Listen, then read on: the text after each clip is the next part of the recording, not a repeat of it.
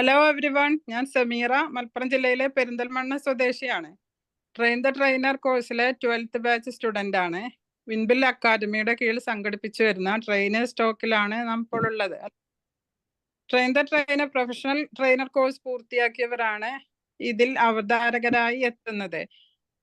Communication skill, public speaking skill improve ചെയ്യണം എന്ന് ഇന്നത്തെ കാലത്ത് എല്ലാവരും ആഗ്രഹിക്കുന്ന ഒരു കാര്യമാണല്ലോ, അല്ലെ? പ്രത്യേകിച്ച് എന്നെ പോലെ ടീച്ചിങ് മേഖലയിൽ വർക്ക് ചെയ്യുന്ന ഒരാൾക്ക് പണ്ടത്തെ പോലെയുള്ള ഒരു ലെക്ചറിങ് മെത്തേഡ് ഇപ്പോഴത്തെ തലമുറയ്ക്ക് ഇഫക്റ്റീവ് അല്ല എന്നൊരു ബോധ്യം ഈ അടുത്ത കാലത്താണ് ഉണ്ടായത്. കുറെ അധികം ട്രെയിനേഴ്സിന്റെ ക്ലാസ്സുകളും മോട്ടിവേഷൻ സെഷൻസ് ഒക്കെ അറ്റൻഡ് ചെയ്തതിന് ശേഷമാണ് എനിക്ക് ഇങ്ങനെ ഒരു ബോധ്യം ഉണ്ടായത്. ട്രെയിനിങ് മേഖല എന്നുള്ളത് ഒരു വാസ്റ്റായ ഏരിയ ആണെന്ന് എനിക്ക് ഈ ക്ലാസ്സുകൾ മുഖേന മനസ്സിലാക്കാൻ സാധിച്ചു. ഒരു നോർമൽ ടീച്ചിങ് എന്നതിനപ്പുറത്ത് നമ്മൾ ട്രെയിൻ ചെയ്യുന്ന ആളുടെ ആറ്റിറ്റ്യൂഡിലും സ്കില്ലിലും നോളജിലും മാറ്റമുണ്ടാക്കാൻ കഴിയുക എന്നത് ഒരു വളരെ വലിയ കാര്യമായിട്ടാണ് എനിക്ക് തോന്നിയത്. അതായത് നമ്മൾ ട്രെയിനേഴ്സ് തന്നെ മൊഡ്യൂൾ തയ്യാറാക്കി ആക്ടിവിറ്റി ഓറിയന്റഡ് ആയി ഒരു ട്രെയിനിങ് സെഷൻ നടത്തുമ്പോൾ ട്രെയിനർക്കും ട്രെയിനിക്കും അവരുടേതായ ഗോൾസ് കണ്ടെത്തി അതിൽ ഫോക്കസ് ചെയ്ത് പ്രവർത്തിച്ച് പേഴ്സണൽ ആൻഡ് കരിയർ ഗ്രോത്ത് ഉണ്ടാക്കാൻ സാധിക്കുന്നു എന്നുള്ളതാണ് ട്രെയിനിങ്ങിന്റെ എടുത്തു പറയത്തക്ക നേട്ടം. നാം ട്രെയിനിങ് ഒരു പാഷനായി ഇഷ്ടപ്പെട്ട് നടത്തുകയാണെങ്കിൽ ടൈം വേസ്റ്റ് ആവുന്നു എന്നുള്ള ഒരു തോന്നൽ നമുക്കുണ്ടാവില്ല. അപ്പുറത്തിരിക്കുന്ന ട്രെയിനിക്കാവട്ടെ ഒരു തരത്തിലും ബോറടിക്കാതെ നല്ലൊരു സെക്ഷൻ കേട്ട സംതൃപ്തിയും ലഭിക്കും. എൻ്റെ ടീച്ചിങ് കരിയറിലും ജോബിലും ഉണ്ടായ ചില അൺഎക്സ്പെക്റ്റഡ് ആയ സംഭവങ്ങൾക്ക് ശേഷം കുറെ വർഷങ്ങളോളം എനിക്ക് ടീച്ചിങ് മേഖലയിൽ നിന്ന് വിട്ടുനിൽക്കേണ്ടി വന്നിട്ടുണ്ട്. ആ സമയങ്ങളിലൊക്കെ ഞാൻ എൻ്റെ ഫാമിലി വെൽബീയിങ് ആണ് മുൻതൂക്കം നൽകിയിരുന്നത്. അങ്ങനെ ഞാൻ സ്വയം കുറ്റപ്പെടുത്താൻ തുടങ്ങി. മനസ്സിൽ ചില ഇൻഡ്യൂഷൻസ് ഒക്കെ ഉണ്ടായി. ചില മോട്ടിവേഷണൽ വീഡിയോസ് ഒക്കെ കാണാൻ തുടങ്ങി. അങ്ങനെ ലോ ഓഫ് അട്രാക്ഷൻ എന്താണെന്ന് മനസ്സിലാക്കാൻ സാധിച്ചു. അതിലൂടെ വളരെ പോസിറ്റീവായിട്ടുള്ള ഒരു കമ്മ്യൂണിറ്റിയിൽ എത്തിപ്പെട്ടു. അവിടെ നിന്നുള്ള മോട്ടിവേഷൻ സെക്ഷൻ കേട്ട് എനിക്ക് ഗോൾ സെറ്റ് ചെയ്യാൻ സാധിക്കുകയും self love, self respect, self talk എന്നതിനെ കുറിച്ചൊക്കെ ഒരു അവയർനെസ് ഉണ്ടാവുകയും ചെയ്തു. അങ്ങനെ നമ്മളെ കൊണ്ടും എല്ലാ കാര്യങ്ങളും സാധിക്കും എന്നുള്ളൊരു ബോധ്യം ഉണ്ടായി. ആ കമ്മ്യൂണിറ്റിയിൽ നിന്നുള്ള ഒരു ഫ്രണ്ട് വഴിയാണ് ഞാൻ വിംബിൾ അക്കാദമിയിൽ എത്തുന്നത്. ഇവിടുത്തെ മാസ്റ്റർ ട്രെയിനറായ ഫൈസൽ സാറിന്റെ എല്ലാ സെക്ഷൻസും ഒന്നിനൊന്ന് മെച്ചം തന്നെയാണ്. അത് പറയാതിരിക്കാൻ നമുക്ക് പറ്റില്ല. സാറിന്റെ ക്ലാസ് നല്ല ഇന്ററാക്റ്റീവ് ആയിട്ടാണ് മുന്നോട്ട് പോകുന്നത്. ട്രെയിനിങ് ഒരു അഡൾട്ട് ലേണിംഗ് പ്രോസസ് ആണെന്ന് നമുക്കറിയാം, അല്ലെ? അപ്പൊ അതുകൊണ്ട് തന്നെ ഞങ്ങളുടെ സെക്ഷനില് ഡിഫറെന്റ് ഏജ് ആയിട്ടുള്ളവർ ഉണ്ട്. അവർക്കെല്ലാവർക്കും നല്ല രീതിയിൽ ഓരോരുത്തർക്കും അവസരങ്ങൾ കൊടുത്ത് ഫീഡ്ബാക്ക് പറയാനുള്ള സാഹചര്യങ്ങൾ സൃഷ്ടിച്ച് മുന്നോട്ട് കൊണ്ടുപോകാൻ സാർക്ക് പ്രത്യേകമായൊരു കഴിവുണ്ട്. സാറിന്റെ എനർജറ്റിക് ആയിട്ടുള്ള സംസാരവും ഞങ്ങൾക്ക് ട്രെയിനീസിനൊരു പോസിറ്റീവ് എനർജി പാസ് ചെയ്യുന്നുണ്ട്. ഈ കോഴ്സ് പൂർത്തിയാക്കി ഞങ്ങളും നല്ല ട്രെയിനേഴ്സായി മുന്നോട്ട് വരുമെന്ന ദൃഢമായ വിശ്വാസം ഞങ്ങൾക്കുണ്ട്. ദൈവം അതിന് എല്ലാവരെയും അനുഗ്രഹിക്കട്ടെ എന്ന് ഈ അവസരത്തിൽ ഞാൻ പ്രാർത്ഥിക്കുന്നു. ഫൈസൽ സാർ എന്നെ സ്വാഗതം പറയാൻ ഈ സെക്ഷനിലേക്ക് ക്ഷണിച്ചതിൽ എനിക്ക് അതിയായ സന്തോഷമുണ്ട്. അതിനുള്ള നന്ദി ഞാൻ ഈ അവസരത്തിൽ സാറിനെ അറിയിക്കുന്നു. ഇന്നത്തെ സെക്ഷനിൽ ക്ലാസ് എടുക്കുന്നത് train the trainer 10th batch student ആയ സക്കീർ സാറാണ്. സാറിന്റെ ടോപ്പിക് എനിയാഗ്രാം എന്നതാണ്. ഇതൊരു സൈക്കോളജി റിലേറ്റഡ് ടോപ്പിക്കാണ്. Zakir sir diploma in civil engineering കഴിഞ്ഞ് സിവിൽ എഞ്ചിനീയറായി വർക്ക് ചെയ്യുകയാണ്. മലപ്പുറം ജില്ലയിലെ തിരുനാവായ സ്വദേശിയാണ്. ഭാര്യയും 3 മക്കളും അടങ്ങുന്നതാണ് സാറിന്റെ കുടുംബം. സക്കീർ സാറിനെ ഞാൻ ഈ സെക്ഷനിലേക്ക് ഹൃദ്യമായി സ്വാഗതം ചെയ്യുന്നു. അതുപോലെ ഈ സെക്ഷനിലേക്ക് എത്തിച്ചേർന്ന എല്ലാവരെയും ഞാൻ ഹൃദ്യമായി സ്വാഗതം ചെയ്തുകൊണ്ട് ഈ സെക്ഷനെ നിയന്ത്രിക്കുന്നതിന് വേണ്ടി മാസ്റ്റർ ട്രെയിനറായ ഫൈസൽ സാറിന് മൈക്ക് കൈമാറുകയാണ്. Thank you sir. Thank you all. Okay, thank you, Samira. It was a nice and wonderful introduction. Hello everyone. So trainers ടോക്കിലെ അടുത്ത ഒരു എപ്പിസോഡിലേക്കാണ് നമ്മൾ കടന്നു വരുന്നത്.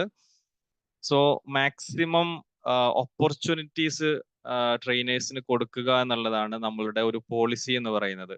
കാരണം മാക്സിമം ഓപ്പർച്യൂണിറ്റീസ് കിട്ടുമ്പോഴാണ് നമുക്ക് സംസാരിക്കാനും ഇടപഴകാനും അവതരിപ്പിക്കാനുമുള്ള ഒരു സ്കില്ല് നമുക്ക് നേടിയെടുക്കാൻ സാധിക്കുക. ഞാൻ ഒരു ട്രെയിനിങ് മേഖലയിലേക്ക് കരിയർ സ്വിച്ച് ചെയ്തുകൊണ്ട് വന്ന ഒരാളാണ്. അപ്പൊ അതുകൊണ്ട് തന്നെ പലരും എന്നോട് ചോദിക്കുന്ന ഒരു കാര്യമാണ് നമുക്ക് അവസരങ്ങൾ കിട്ടുമോ എന്നുള്ളത്. സോ എങ്ങനെയൊക്കെ നമുക്ക് അവസരങ്ങൾ രൂപപ്പെടുത്താം എന്നുള്ളതാണ് നമ്മൾ ആലോചിക്കുകയും ചിന്തിക്കുകയും നമ്മുടെ കൂടെയുള്ളവർക്ക് പരമാവധി ഓപ്പർച്യൂണിറ്റീസ് കൊടുത്ത് അവരെ കോൺഫിഡന്റ് ആക്കുക എന്നുള്ളതാണ്. മാക്സിമം അവസരങ്ങൾ കിട്ടുമ്പോൾ നമ്മൾ മാക്സിമം കോൺഫിഡന്റ് ആകും. നമുക്ക് ഇനിയും ഒരുപാട് മുന്നോട്ട് പോകണമെന്ന ഒരു ചിന്ത നമുക്ക് രൂപപ്പെടുകയും ചെയ്യുന്നു എന്നുള്ളതാണ്. അപ്പൊ ആ രീതിയിലാണ് നമ്മളുടെ അക്കാദമിയുടെ ട്രെയിനിങ് സെഷനുകൾ മുന്നോട്ട് പോകുന്നത്. നമ്മുടെ അടുത്ത ബാച്ച് 13ാമത്തെ ബാച്ച് നെക്സ്റ്റ് ഈ വരുന്ന 4-ാം തീയതി മെയ് 4-ാം തീയതി സാറ്റർഡേ മുതൽ ആരംഭിക്കുകയാണ് 13th ബാച്ച്. സോ ആ ഒരു സന്തോഷം ഇവിടെ പങ്കുവെക്കുകയാണ്. സോ ഇന്ന് നമ്മുടെ സെഷനിലേക്ക് അവതാരകനായിട്ട് നമ്മൾ എത്തുന്നത് നമ്മുടെ പ്രിയങ്കരനായിട്ടുള്ള 10th ബാച്ചിൽ നിന്നുള്ള സക്കീർ സാറാണ്. സോ സക്കീർ സാറ് ഇന്ന് വളരെ സമ്പന്നമായിട്ടുള്ള ഒരു സെഷൻ ആയിരിക്കും ഇവിടെ നയിക്കുക. നിങ്ങൾക്ക് എല്ലാവർക്കും ഉപകാരപ്പെടുന്ന ഇനിയഗ്രാം, എന്താണ് ഇനിയഗ്രാം എന്നുള്ളതിനെ കുറിച്ചിട്ട് ഇവിടെ സക്കീർ സാർ നന്നായിട്ട് തന്നെ വിശദീകരിക്കും. ഒരു ട്രെയിനറെ സംബന്ധിച്ചിടത്തോളം അതല്ലെങ്കിൽ ആസ് എ പേഴ്സണാലിറ്റി നമുക്ക് ഉപകാരപ്പെടുന്ന ഒരു ടൂളാണ് ഇനിയഗ്രാം എന്ന് പറയുന്നത്. അപ്പോൾ അതിനെ കുറിച്ചിട്ട് വളരെ സമൃദ്ധമായി തന്നെ അവതരിപ്പിക്കുന്നതിന് വേണ്ടി സക്കീർ സാറിനെ പ്രത്യേകം ഈ ഒരു സെഷനിലേക്ക് ക്ഷണിച്ചുകൊണ്ട് ഞാൻ മൈക്ക് സക്കീർ സാറിന് കൈമാറുന്നു. All the best Zakir sir. Thank you so much. Over to you. കേൾക്കുന്നുണ്ടോ? യെസ് ഓഡിബിൾ ആണ്. വീഡിയോ എല്ലാം ഓക്കെ ആണ്? യെസ്. നമുക്ക് എനിയാഗ്രാം എന്ന് പറഞ്ഞ വിഷയത്തിലേക്ക് കിടക്കാം. ഈ ഗ്രൂപ്പിൽ എനിയാഗ്രാമിനെ കുറിച്ചിട്ട് തീരെ കേൾക്കാത്ത ഒരു ധാരണ ഇല്ലാത്ത ആളുകളുണ്ട്. ഇന്നത്തെ ഈ സെക്ഷൻ കേൾക്കുന്നത് ആരെങ്കിലും ഉണ്ടെന്ന് ഹാൻഡ് റൈസ് ചെയ്യാം, അല്ലെങ്കിൽ പിന്നെ കമന്റ് ബോക്സിൽ ചെയ്യാം, അല്ലെങ്കിൽ പിന്നെ അൺമ്യൂട്ട് ചെയ്ത് സംസാരിക്കാം, മൈക്ക് അൺമ്യൂട്ട് ചെയ്ത് സംസാരിക്കാം, എങ്ങനെ വേണമെങ്കിലും ജസ്റ്റ് ഒന്ന് നോക്കാനാണ്. അറിയാത്ത ആളുകൾ, ഇതുവരെ കേൾക്കാത്ത അറിയാത്ത ആളുകളെയാണ്. ഓക്കെ ശരി, ഞാൻ എത്ര ആളുണ്ടെന്ന് നോക്കാനാണ്. ഇനി എനിയാഗ്രാമിനെ കുറിച്ച് കേട്ട ആളുകൾ ആരെല്ലാം? എന്തും ആവാം, നിങ്ങൾക്ക് നിങ്ങളെ മനസ്സിൽ കേട്ടിട്ട് നിങ്ങളെ മനസ്സിൽ എന്താന്ന് തോന്നുന്നത്. ഒരു വ്യക്തിയാവാം, അല്ലെങ്കിൽ സ്ഥലമാവാം, മൃഗമാവാം, എന്തും ആവാം. നിങ്ങളെ മനസ്സിൽ എന്താ തോന്നുന്നത് പറഞ്ഞാൽ നന്നായി. 2-3 ആൾക്കാർ നിങ്ങൾക്ക് അൺമ്യൂട്ട് ചെയ്ത് സംസാരിക്കാം.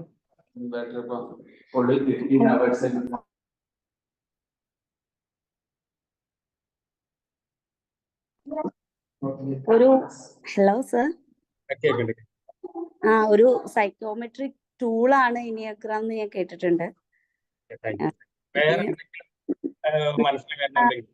അതിനകത്തൊരു 9 ടൈപ്പ് വ്യക്തിത്വങ്ങളെ പറ്റി പറയുന്നുണ്ട്. അതിന്റെ നല്ല വശങ്ങളും ചീത്ത വശങ്ങളും എല്ലാം 9 തരം വ്യക്തിത്വങ്ങളെ പറ്റിയാണ് പറയുന്നത്. അതിന്റെ ഒരു ചിഹ്നം എന്ന് പറയുന്നത് ഒരു റൗണ്ടില് ഒരു സ്റ്റാർ, 9 മൂലകളുള്ള ഒരു സ്റ്റാർ ആയിട്ട് ആണ്. നമുക്ക് തിരിച്ചു വരാം, അതിന്റെ പിക്ചറിലേക്ക് നമുക്ക് വരാം. ഓക്കെ, വേറെ ആർക്കെങ്കിലും എന്തെങ്കിലും പറയാനുണ്ടോ? അതിലേക്ക് കൂട്ടിച്ചേർക്കാനോ അങ്ങനെ എന്തെങ്കിലും ഉണ്ടോ?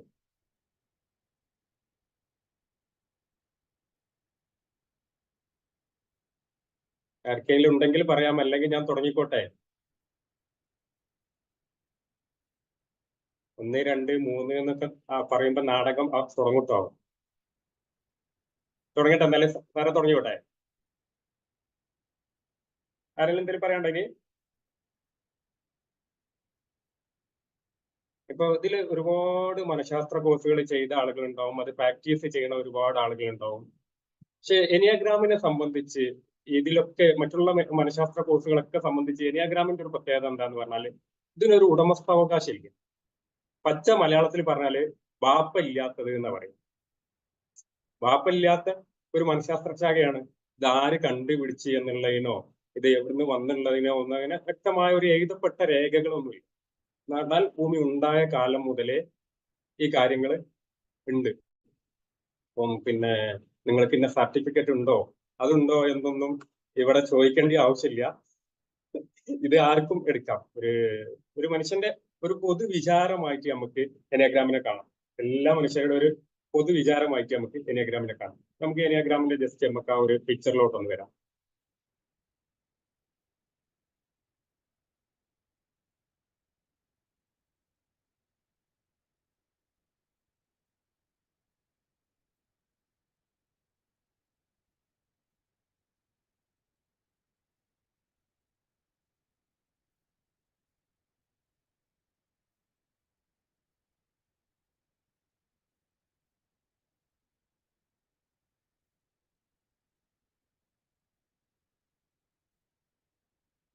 കാണുന്നുണ്ടോ?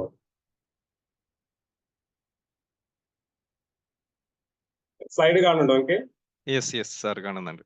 എനയാഗ്രാം എന്ന് പറഞ്ഞ പദം, എനിയ എന്ന് പറഞ്ഞാൽ 9 എന്നും ഗ്രാം എന്ന് പറഞ്ഞാൽ വരക്കപ്പെട്ടത്, എഴുതപ്പെട്ടത്, ഇങ്ങനെയൊക്കെയാണ്. ചേർക്കപ്പെട്ടത്, കൂട്ടിച്ചേർക്കപ്പെട്ടത്, വരക്കപ്പെട്ടത്, ഇങ്ങനെ 9 ആയിട്ട് ചേർക്കപ്പെട്ട കാര്യത്തെയാണ് നമ്മൾ എനിയാഗ്രാം എന്ന് പറയുന്നത്.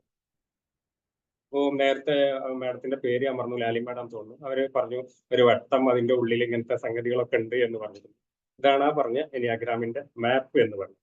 നമ്മൾ മാപ്പ് എന്ന് പറഞ്ഞത് നമ്മൾ NLP-യിലൊക്കെ പഠിച്ചത് മാപ്പ് ഈസ് നോട്ട് ടെറിട്ടറി എന്ന് കേട്ടിട്ടുണ്ടെങ്കിൽ നിങ്ങൾ ഇടയ്ക്കിടയ്ക്കൊന്നും ഇങ്ങനെ ആരെങ്കിലും ഒക്കെ ഒന്ന് പ്രതികരിക്കണം കേട്ടാ.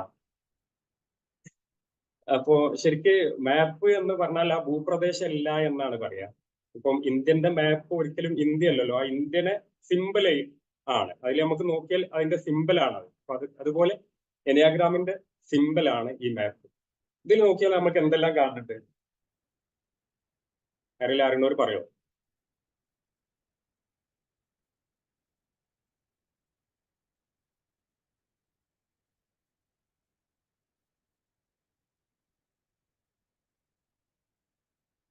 എനിയാഗ്രാം പിന്നെ പഠിച്ച ആളുകളൊക്കെ ഇതിന്റെ ഒരു ഫ്രെയിമിൽ നിന്നുകൊണ്ടാണ് ഈ കാര്യം സംസാരിക്കാറുള്ളത്. ഒരിക്കലും നമ്മളൊരു ഫ്രെയിമിന്റെ അകത്ത്, ഒരു ചട്ടക്കൂടിന്റെ അകത്ത് നിന്നുകൊണ്ട് ഒരിക്കലും നമ്മൾ ഈ കാര്യങ്ങൾ നമ്മൾ സംസാരിക്കാൻ പാടില്ല. അല്ലെങ്കിൽ നമ്മൾ ഒരു വ്യക്തിയിൽ നിന്നുകൊണ്ട്, ഒരു പേഴ്സണാലിറ്റിയിൽ നിന്നുകൊണ്ടാണ് അധികം ആളുകളും ഈ ടൂളിനെ കാണല്. ഒരിക്കലും ഞാൻ പറയും ഒരു വ്യക്തിയിൽ നിന്നുകൊണ്ടായിട്ട് നമ്മൾ ഇതിനെ കാണരുത്. പഴയ കാലത്തൊക്കെ നാടകങ്ങളിൽ ശ്രദ്ധിച്ചിട്ടുണ്ട്, പഴയ പുരാതന നാടകങ്ങളിലൊക്കെ ഒരുപാട് ക്യാരക്ടേഴ്സ് ഉണ്ടാവും നാടകത്തിൽ. പക്ഷെ അഭിനയിക്കാൻ വളരെ കുറഞ്ഞ ആളുകളാണ് ഉണ്ടാവുക. അപ്പൊ ഒരാള് തന്നെയാണ് 2, 3, 4 ക്യാരക്ടർ ഒക്കെ ചെയ്യുക. 2, 3 ക്യാരക്ടർ ഒക്കെ ഒരാൾ ചെയ്യും. പക്ഷെ അവർക്ക് കോസ്റ്റ്യൂം മാറ്റാനോ അങ്ങനെ ഒന്നും സമയം ഉണ്ടാവില്ല. നമ്മളെ കൗങ്ങിന്റെ പാള അറിയും, മനസ്സിലായോ? നമ്മളെ കൗങ്ങുണ്ടല്ലോ, അടക്കൊക്കെ ഉണ്ടാവണം, അതിന്റെ പാളയിൽ ഇങ്ങനെ മുഖം വെട്ടിയിട്ട് അതിലാളെ ക്യാരക്ടറിന്റെ പിന്നെ ചിത്രം അതിൽ വരക്കും. എന്നിട്ട് ഒരു കമ്പൊക്കെ എടുത്തിട്ട് ഇങ്ങനെ പിടിക്കും. ഇങ്ങനെ പിടിക്കുമ്പോൾ നമ്മൾക്ക് ആ ആൾ ഇന്ന ആളാണെന്ന് മനസ്സിലാവണം. അതിന്റെ അപ്പുറത്ത് തന്നെ ചിലപ്പോൾ വേറെ ആളുണ്ടാവും. അപ്പൊ അതങ്ങനെ ഞാൻ പറഞ്ഞത് മനസ്സിലാവുണ്ടോ സാറേ? മനസ്സിലാവുണ്ട്. അപ്പൊ അപ്പുറത്തും ഇപ്പുറത്തും ഉണ്ടാവും. നമ്മളെ ഇത് ഇങ്ങനെ പിടിച്ച് ഇപ്പൊ ഉദാഹരണത്തിനാണെങ്കിൽ രാമായണം ആണെങ്കിൽ അപ്പൊ അതിലുണ്ടാവും രാവണനും ലക്ഷ്മണനും അപ്പുറത്തും ഇപ്പുറത്തും ഉണ്ടാവും. നമ്മളിങ്ങനെ രാമനെ പിടിച്ച് സംസാരിക്കുമ്പോൾ നമ്മൾ രാമനായിട്ട് കാണണം. നമ്മളെപ്പോഴും അതിന്റെ പുറത്തുള്ള ആളല്ലേ നമ്മൾ നോക്കുക, അകത്തുള്ള ആളെ നോക്കിയ രസം ഉണ്ടാവുമോ? ഒരിക്കലും രസം ഉണ്ടാവില്ല. അതിന്റെ അകത്തുള്ള ആളല്ല, പുറത്തുള്ള ആളെ നോക്കിയാലേ നമുക്ക് നാടകം രസം ഉണ്ടാവുള്ളൂ. എനിയാഗ്രാം എന്ന് പറഞ്ഞത് ഇങ്ങനെ 9 മുഖംമൂടികളാണ്. അപ്പോൾ നമുക്ക് എല്ലാവർക്കും അറിയാം പേഴ്സോണ എന്ന് പറഞ്ഞാൽ ഗ്രീക്ക് വേർഡ് മാസ്ക്, മുഖംമൂടി എന്നാണ്. ഈ എനിയാഗ്രാം ഒരിക്കലും ഒരു പേഴ്സണാലിറ്റി ഡെവലപ്മെന്റ് കോഴ്സോ അല്ലെങ്കിൽ ഒരു മോട്ടിവേഷൻ ക്ലാസ്സോ ഒന്നുമല്ല. ഈ മാസ്കിനൊക്കെ അഴിച്ചിടുന്നതിന്റെ പേരാണ് എനിയാഗ്രാം. സാധാരണ നമ്മളിപ്പോ പിന്നെ ബാക്കിയുള്ള അധികം പേഴ്സണാലിറ്റി കോഴ്സുകളൊക്കെ ഈ മാസ്കിനെ പെയിന്റ് അടിക്കുക, ഇതിനെ പിന്നെ ചായം പൂശുക, അതിനെ ഫേഷ്യൽ ചെയ്യുക, അതിനെ ബ്ലീച്ച് ചെയ്യുക, ഇങ്ങനത്തെ കോഴ്സുകളാണ് ഉള്ളത്. എനിയാഗ്രാമിനെ സംബന്ധിച്ച് എനിയാഗ്രാം ഒരിക്കലും ഒരു പേഴ്സണാലിറ്റി ഡെവലപ്മെന്റ് ടൂളോ ഒരു മോട്ടിവേഷൻ ക്ലാസ്സോ ഒന്നുമല്ല. നമ്മളെ പേഴ്സണാലിറ്റി എന്താണോ അതിനെ ഇല്ലാതാക്കുന്ന കാര്യത്തെയാണ് എനിയാഗ്രാം എന്ന് പറയും. അപ്പൊ നമുക്ക് കാണുന്നുണ്ടോ? പിക്ചർ കാണുന്നുണ്ടോ? അപ്പോ സ്ലൈഡ് കാണുന്നുണ്ടോ? ഇതില് നമുക്ക് ഇതിൽ നോക്കിയ ഇങ്ങനെ ഉപരിതലത്തിൽ നോക്കിയ ഒരു സർക്കിൾ കാണാൻ കഴിയും.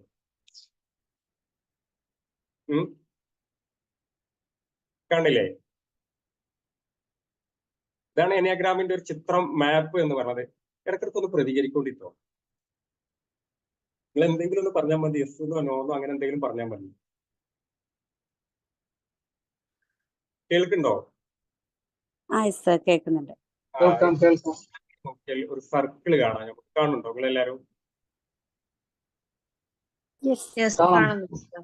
ആ സർക്കിള് ശരിക്ക് എന്തിനാണ് സൂചിപ്പിക്കുന്നത്? സർക്കിള്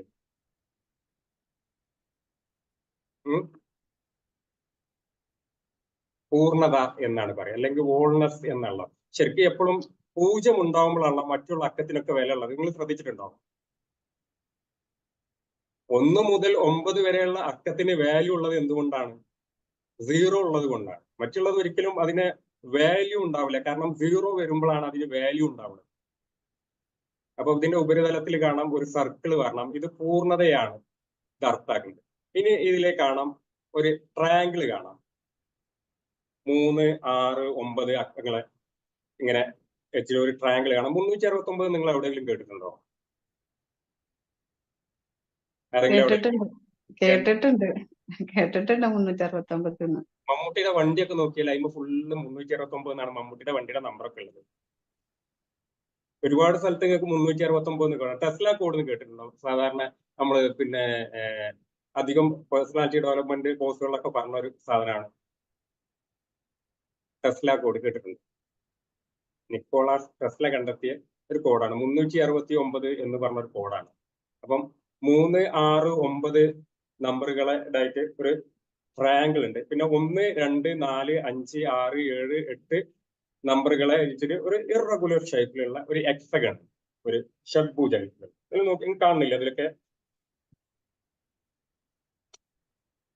അപ്പൊ ഇവിടെ നമ്മൾ ചർച്ച ചെയ്യണത് ശരിക്കും ഈ പിന്നെ ഇതിനെ 3 ഇവിടെ നിങ്ങൾ നോക്കിയാൽ കാണാം. ഗട്ട്, ഹെഡ്, ഹെഡ് എന്ന് പറയും. ഗട്ട്, ഹെഡ്, ഹാർട്ട് 3 കാണാം. ഇതിലെ 2, 3, 4 പേഴ്സണാലിറ്റികൾ ഹെഡ് സെന്ററിൽ വരുന്നതാണ്. ഹൃദയ വിഭാഗം എന്നാണ് അവരെ പറയുക. 1, 9, 8 ഗട്ട് സെന്റേഴ്സ് ആണ് പറയാം.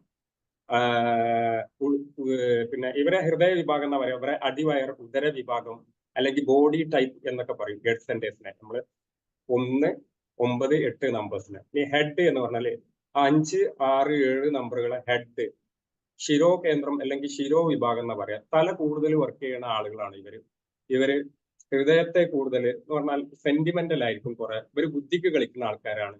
ഇവര് കൂടുതൽ വാസനകളാണ് ഇവരിൽ ഉണ്ടാവുന്നത്. അപ്പോ മനസ്സിലാവുണ്ടോ പറഞ്ഞത്? ഹലോ, മനസ്സിലാവുന്നുണ്ട്. അപ്പൊ നമ്മള് ശരിക്ക് ഇതിനെ ആദ്യത്തേനെ പറയാ സർക്കിൾ, നമ്മൾ ഏകത്വം, സമ്പൂർണത, യൂണിറ്റുമായിട്ട് ബന്ധപ്പെട്ടുള്ളതാണ്. ഇനി ഇതിലെ കാണുന്ന ട്രയാങ്കിള് ലോ ഓഫ് 3 എന്ന് കേട്ടിട്ടുണ്ടോ? ത്രീത്വം എന്നൊക്കെ കേട്ടിട്ടുണ്ടോ? ഇപ്പൊ നമ്മളെ ഹിന്ദു ട്രഡീഷനിലൊക്കെ ആണെങ്കിൽ പിന്നെ ത്രിമൂർത്തികൾ എന്ന് പറയും. ബ്രഹ്മാവ്, വിഷ്ണു, ശിവൻ എന്നൊക്കെ പറയും. ആണെങ്കിൽ എന്താ പറയാ? പിതാവ്, പുത്രൻ, പരിശുദ്ധാത്മാവ് എന്ന് പറയും. ഇസ്ലാമിൽ നോക്കുകയാണെങ്കിൽ എന്താ പറയാ? കലിമേലി നമ്മൾ ഫസ്റ്റ് പറഞ്ഞ വാക്ക് എന്താണ്? അള്ളാഹുലും റസൂലിലും വിശ്വസിക്കാന്ന്. അപ്പം ഒരു ഞാനുണ്ട്, ഒരു റസൂലുണ്ട്, ഒരു അള്ളയുണ്ട്. ഇങ്ങനെ ഈ 3 എണ്ണവുമായിട്ടാണ് നമ്മൾ ഇതിനെ ബന്ധപ്പെടുന്നത്. ഇനി ഇതിന്റെ അപ്പുറത്തേക്ക് ഞാൻ പറഞ്ഞ ഇറഗുലർ ഷേപ്പിലുള്ള ഒരു എക്സഗൺ കണ്ടില്ലേ? 1, 4 പിന്നെ ഇതിനെ ലോ ഓഫ് 7 എന്നാണ് പറയാ. നമുക്ക് ഇതിനെ ഈ ട്രയാങ്കിൾ കഴിഞ്ഞിട്ട് വരുന്ന ഈ ഒരു ഷഡ്ഭുജത്തെ നമ്മൾ ലോ ഓഫ് 7 എന്നാണ് പറയാ. 1 ഹരിക്കണം 7 എത്രയാണ്? നിങ്ങൾ ആരെങ്കിലും ഒന്ന് നോക്കുമോ?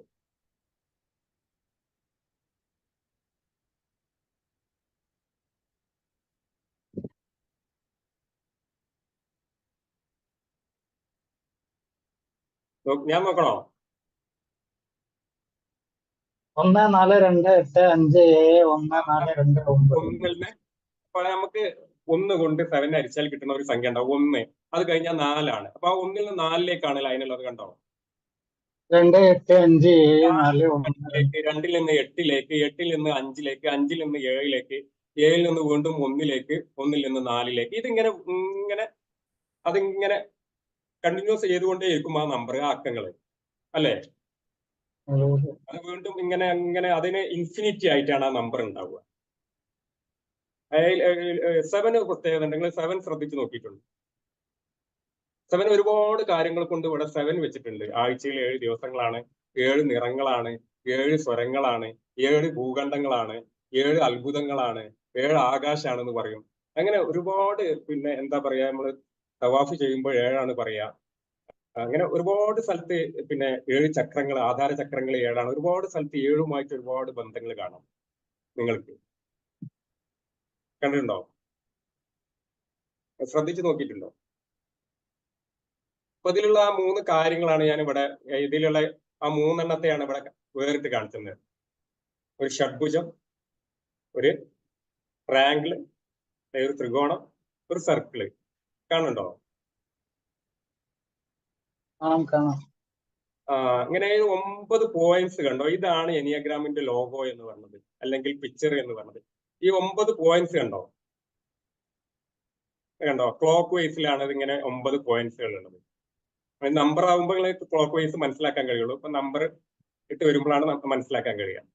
ഈ 9 ഒരു മനുഷ്യന്റെ 9 ഭാവങ്ങളാണ് ശരിക്ക് ഈ കാണുന്നത്. 9 നമ്പറുകൾ ശരിക്ക് ആ ഒരു പൂർണ്ണനായ വ്യക്തിയുടെ 9 ഭാവങ്ങളാണ്. ഇതാണ് ആ ഒരു പൂർണ്ണത. സർക്കിൾ എന്ന് പറഞ്ഞതാണ് ഒരു പൂർണ്ണത. ആ പൂർണ്ണതയിൽ നിന്നും വിഭജിച്ചതാണ് ഇതിങ്ങനെ 9 പലതായിട്ട് വിഭജിച്ചതാണ് ഈ പോയിന്റ്സുകൾ. കണ്ടോ? ഡിസിന്റഗ്രേഷൻ എന്നാണ് പറഞ്ഞത്. ഈ ഒരു പൂർണ്ണതയിലേക്ക് എത്തലാണ് ശരിക്കും എനിയാഗ്രാം പഠിപ്പിക്കുന്നത്. അതിനുള്ള ഇക്വേഷൻസ് ആണ് ഈ സർക്കിളും ഈ ഹെക്സഗണും. ഹെക്സാണ് ലോ ഓഫ് 7 എന്ന് പറഞ്ഞതും ലോ ഓഫ് 3 എന്ന് പറഞ്ഞതും. ഈ 3, 6, 9 അവിടെ നിങ്ങൾ ഇങ്ങനെ കൂട്ടി നോക്കിയാൽ നിങ്ങൾക്ക് ഒരു ഇറാഷണൽ നമ്പർ ആണ് കിട്ടുക. ഞാൻ പറഞ്ഞ 3, 6, 9. ഈ 6നെയാണ് ഈ 6 + 3 + 9 എത്രയാണ്? 18. 1 + 9 അല്ല 18. 18നെ നമ്മള് പിന്നെ കാണല് 1 + 9 എന്നാണ് പറയുന്നത്. മനസ്സിലാവുണ്ടോ പറഞ്ഞത്? ഐഡിയ കിട്ടുന്നില്ല എന്ന് തോന്നുന്നു അല്ലേ? ഹലോ, റീപ്ലൈ ആരെങ്കിലും? മനസ്സിലാവുന്നുണ്ട് സാർ. ഹലോ സാർ മനസ്സിലാവുന്നുണ്ട്. മനസ്സിലാവും.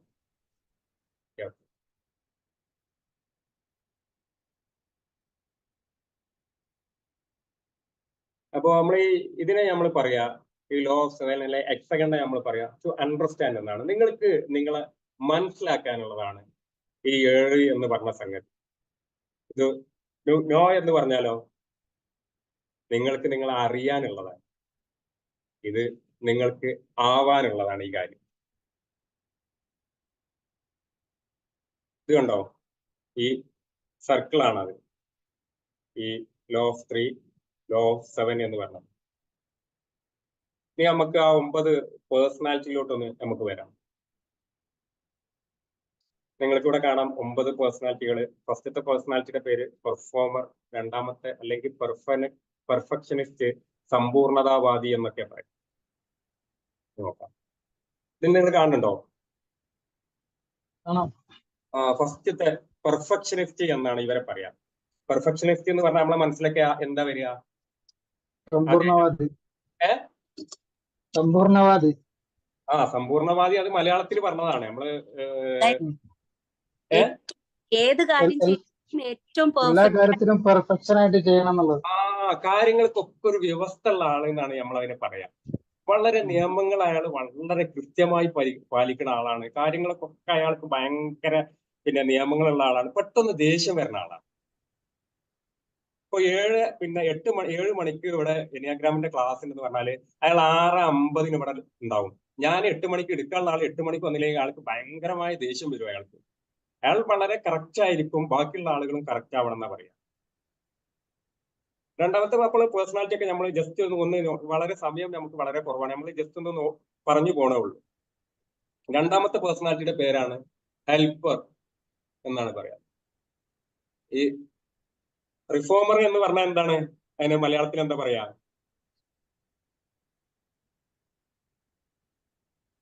പെർഫെക്ഷനിസ്റ്റിന്റെ കൂടെ തന്നെയുണ്ട് റിഫോർമർ എന്നും കൂടെ ഉണ്ട്. കേൾക്കണില്ല? പരിഷ്കാരിയാണ് അയാള് എല്ലാ കാര്യത്തിന്റെയും. നമ്മള് ഹെൽപ്പർ എന്നാണ് രണ്ടാമത്തെ പേഴ്സണാലിറ്റിയെ നമ്മളെ ഹെൽപ്പർ എന്നാണ് പറയാ. നമ്മളെ നാട്ടിലൊക്കെ നമ്മള് കല്യാണ വീടുകളില്, ഉത്സവ പറമ്പുകളില് അതുപോലെ പിന്നെ എന്താ പറയാ മരണ വീടുകളിലൊക്കെ ഇങ്ങനെ ഭയങ്കര എല്ലാം ഇങ്ങനെ ഓടി നടന്ന് ചെയ്യണ ഒരാളെ കാണാം. മമ്മക്കെ അല്ലെങ്കിൽ ദാസപ്പനോ അയ്യപ്പനോ അങ്ങനെയൊക്കെ ആരെങ്കിലും ഒരാളെ നിങ്ങൾക്ക് കാണാം. അയാള് പിന്നെ ഇങ്ങനെ എല്ലാ കാര്യത്തിനും ഇപ്പൊ എന്താ പറയാ അപ്പുറത്തെ വീട്ടിലെ ജാനേച്ചിന്റെ പിന്നെ മോളെ കുട്ടിന്റെ ആധാർ കാർഡിൽ തെറ്റുണ്ടെങ്കിൽ അയാൾ ഒറ്റക്കാലുമ ട്രെയിനിൽ നിന്നിട്ട് തിരുവനന്തപുരത്ത് പോയിട്ട് അത് ശരിയാക്കി കൊണ്ടുപോകും. പക്ഷെ അയാൾക്ക് എന്താണ് വേണ്ടതെന്ന് അറിയോ? ഇത് ഉണ്ടായതുകൊണ്ടാണ് കുട്ടിയെ എന്റെ ആധാർ കാർഡ് റെഡി ആയി എന്ന് പറഞ്ഞത്. അംഗീകാരമാണ് അയാൾക്ക് വേണ്ടിയത്. അംഗീകാരം കിട്ടിയില്ലെങ്കിൽ അയാൾക്ക് ഭയങ്കര വിഷമമാവും. ഞാൻ ഒരു കാര്യം കൂടി പറയാം. എല്ലാ പേഴ്സണാലിറ്റിക്കും 3 അവസ്ഥ ഉണ്ട്. ഒന്ന് റെഡീംഡ്, അൺറെഡീംഡ്, നോർമൽ അവസ്ഥ എന്നാണ്. റെഡീംഡ് എന്ന് പറഞ്ഞാൽ ആ പേഴ്സണാലിറ്റിയുടെ എല്ലാ ഗുണങ്ങളെയാണ് നമ്മൾ റെഡീംഡ് എന്ന് പറയുന്നത്. അൺറെഡീംഡ് എന്ന് പറഞ്ഞാൽ ആ പേഴ്സണാലിറ്റിയുടെ എല്ലാ ദോഷങ്ങളെയാണ് നമ്മൾ അൺറെഡീംഡ് എന്ന് പറയുന്നത്. നോർമൽ എന്ന് പറഞ്ഞാലോ ഗുണദോഷ സമ്മിശ്രം ഉള്ളതിനെയാണ് നമ്മൾ നോർമൽ എന്ന് പറയുന്നത്. മനസ്സിലാവുണ്ടോ? ഇവര് രണ്ടാമത്തെ പേഴ്സണാലിറ്റി ഹെൽപ്പർ എന്ന് പറഞ്ഞ പരോപകാരികൾ എന്ന് പറഞ്ഞ പേഴ്സണാലിറ്റിയുടെ ഒരു പ്രത്യേകത എന്താണ്? അവരെ കാര്യങ്ങൾ അവർ മാറ്റി വെച്ചിട്ടാണ് മറ്റുള്ള ആളുകൾ അവരെ സഹായിക്കുന്നത്. അതുകൊണ്ട് അവർ നാട്ടുകാർക്കൊക്കെ അയാൾ ഭയങ്കര പിന്നെ നല്ല ആളും വീട്ടിൽ അയാൾ മോശക്കാരനുമായി. വീട്ടിൽ അയാളെ കിട്ടൂല. നാട്ടുകാരെ കാര്യത്തിന് അംഗീകാരം എവിടെയാണ് കിട്ടുന്നത്? നാട്ടുകാരെ കാര്യത്തിന് ഓടി നടക്കുമ്പോൾ വീട്ടിൽ വൈഫിന്റെ അടുത്ത് നിന്ന് അംഗീകാരം കിട്ടൂല. അപ്പം അയാള് എന്താ പറയാ വീട്ടില് ഒരു ഗുളിക വേഗം അയാളെ വിട്ടതാണ്. അപ്പോഴാണ് റോട്ടുമ്മ ഒരു ആക്സിഡന്റ് കാണുന്നത്. അയാൾ അതിന്റെ കൂടെ പോകും. അയാൾക്ക് അതൊന്നും ഓർമ്മ ഉണ്ടാവും. അങ്ങനെയാണ് പറയുന്നത്. ഇനി അടുത്തത് പെർഫോമർ അല്ലെങ്കിൽ അച്ചീവർ, വിജയശാലികൾ എന്നാണ് ഇവരെ പറയുന്നത്. വിജയശാലികൾ എന്ന് പറഞ്ഞാൽ എന്താ പറയാ വളരെ വളരെ സ്മാർട്ടായിട്ട് കാണപ്പെടുന്ന ആളുകളാണ്. ഇവരെ കണ്ടാൽ നമുക്ക് വേറെയുള്ള പേഴ്സണാലിറ്റി, എല്ലാ പേഴ്സണാലിറ്റിയും നമുക്ക് ഇങ്ങനെ ഒരുപാട് നിരീക്ഷണം നടത്തി നമുക്ക് ഇവരെ ശരിക്കും ഇവിടെ ബോഡി ലാംഗ്വേജ് കാര്യങ്ങളൊക്കെ നമുക്ക് കണ്ടാൽ തന്നെ മനസ്സിലാവും. ഇവരെ അച്ചീവറുടെ പ്രത്യേകത പറഞ്ഞാൽ, വിജയശാലികളുടെ പ്രത്യേകത പറഞ്ഞാൽ അവർക്ക് നമുക്ക് ഇവരെ വേഗം കണ്ടാൽ വേഗം മനസ്സിലാവും. വളരെ സ്മാർട്ടായിട്ട് കാണുന്ന ആളുകളാണ് ഇവര്. ഇതിനെന്താ പറയാ ഭയങ്കര സെൽഫ് മോട്ടിവേറ്റഡ് ആണ്. ബിസിനസ്, മാർക്കറ്റിംഗ് ഇതൊക്കെയാണ് ഇവരെ മെയിൻ പരിപാടി. എന്തിലും ഒരു ബിസിനസ്സാണ് ഇവരുണ്ടാവുക. അതുകൊണ്ട് ഇവരെ കുടുംബജീവിതത്തിനേക്കാളും ഇവര് ബിസിനസ്സിനാണ് പ്രാധാന്യം കൊടുക്കുക. ഇവരാരും പിന്നെ എന്താ പറയാ നമ്മളെ PSC ടെസ്റ്റ് ഒന്നും എഴുതില്ല. ഒരിക്കലും ഇവർ ഒരാളെ കീഴിൽ വർക്ക് ചെയ്യാനുള്ള ആളല്ല. ഇവര് വർക്ക് കൊടുക്കാനുള്ള ആളാണ്. എപ്പോഴും ഇവര് അങ്ങനെയാണ് ഉണ്ടാവുക. ഞാൻ ബിസിനസ് ചെയ്യാനുള്ള ആളാണ്. ഒരേ സമയം ഒരുപാട് ബിസിനസ് ഇവർ ചെയ്യും. പരാജയം ഒന്നും ഒരിക്കലും ഒരു വിഷയമല്ല. ഭയങ്കര മോട്ടിവേറ്റഡ് ആണ്, സെൽഫ് മോട്ടിവേറ്റഡ് ആണ്. ഇനി നാലാമത്തെ പേഴ്സണാലിറ്റി ഇൻഡിവിജ്വലിസ്റ്റ് അല്ലെങ്കിൽ പറയാ കലാകാരികൾ എന്നാണ് പറയാ. കലാകാരന്മാര് അവരെ ഭാവമാണ്. പെർഫോമർ എന്ന് പറഞ്ഞാൽ മറ്റവരെ ഭാവമാണ്. റൊമാൻറ്റിക് പേഴ്സൺ എന്നാണ് ഇവരെ പറയാം. വളരെ റൊമാൻറ്റിക് ആയിട്ടുള്ള ആളുകളാണ്. നിങ്ങൾ വിചാരിച്ചമായിട്ട് റൊമാൻസ് അല്ല. അപ്പം ഇവര് ശരിക്കും പറയാ പിന്നെ ഇപ്പൊ മറ്റുള്ള പേഴ്സണാലിറ്റികളിൽ നിന്നൊക്കെ വളരെ വ്യത്യസ്തമായിട്ടുള്ള ഒരാളുകളാണ്. ഈ പേഴ്സണാലിറ്റിയിൽ നിന്ന് 9 പേഴ്സണാലിറ്റിയിൽ നിന്ന് ഏറ്റവും വ്യത്യസ്തമായിട്ട് ശരിക്കും ഇവർ ഈ ലോകത്തല്ല ജീവിക്കും. ഈ ലോകത്ത് വേറൊരു ലോകത്ത് ജീവിക്കുന്ന ആളുകളാണ്.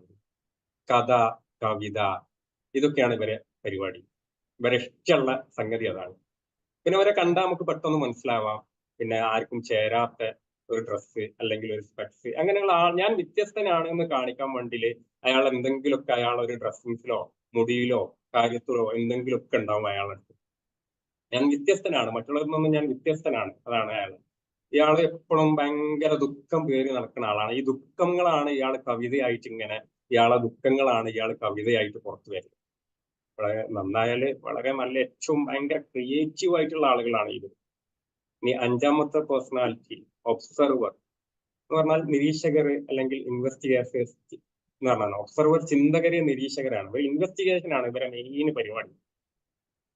ഇൻവെസ്റ്റിഗേഷൻ എന്ന് പറഞ്ഞാൽ എന്താണ്? ആഴത്തിലൊരു കാര്യത്തെ കുറിച്ച് ചിന്തിക്കുക. ഈ ഉള്ള പേഴ്സണാലിറ്റിയിൽ ഏറ്റവും കൂടുതൽ ഇൻട്രോവേർട്ട് ഇവരാണ്. ഭയങ്കര ഇൻട്രോവേർട്ടാണ് ഇവർ.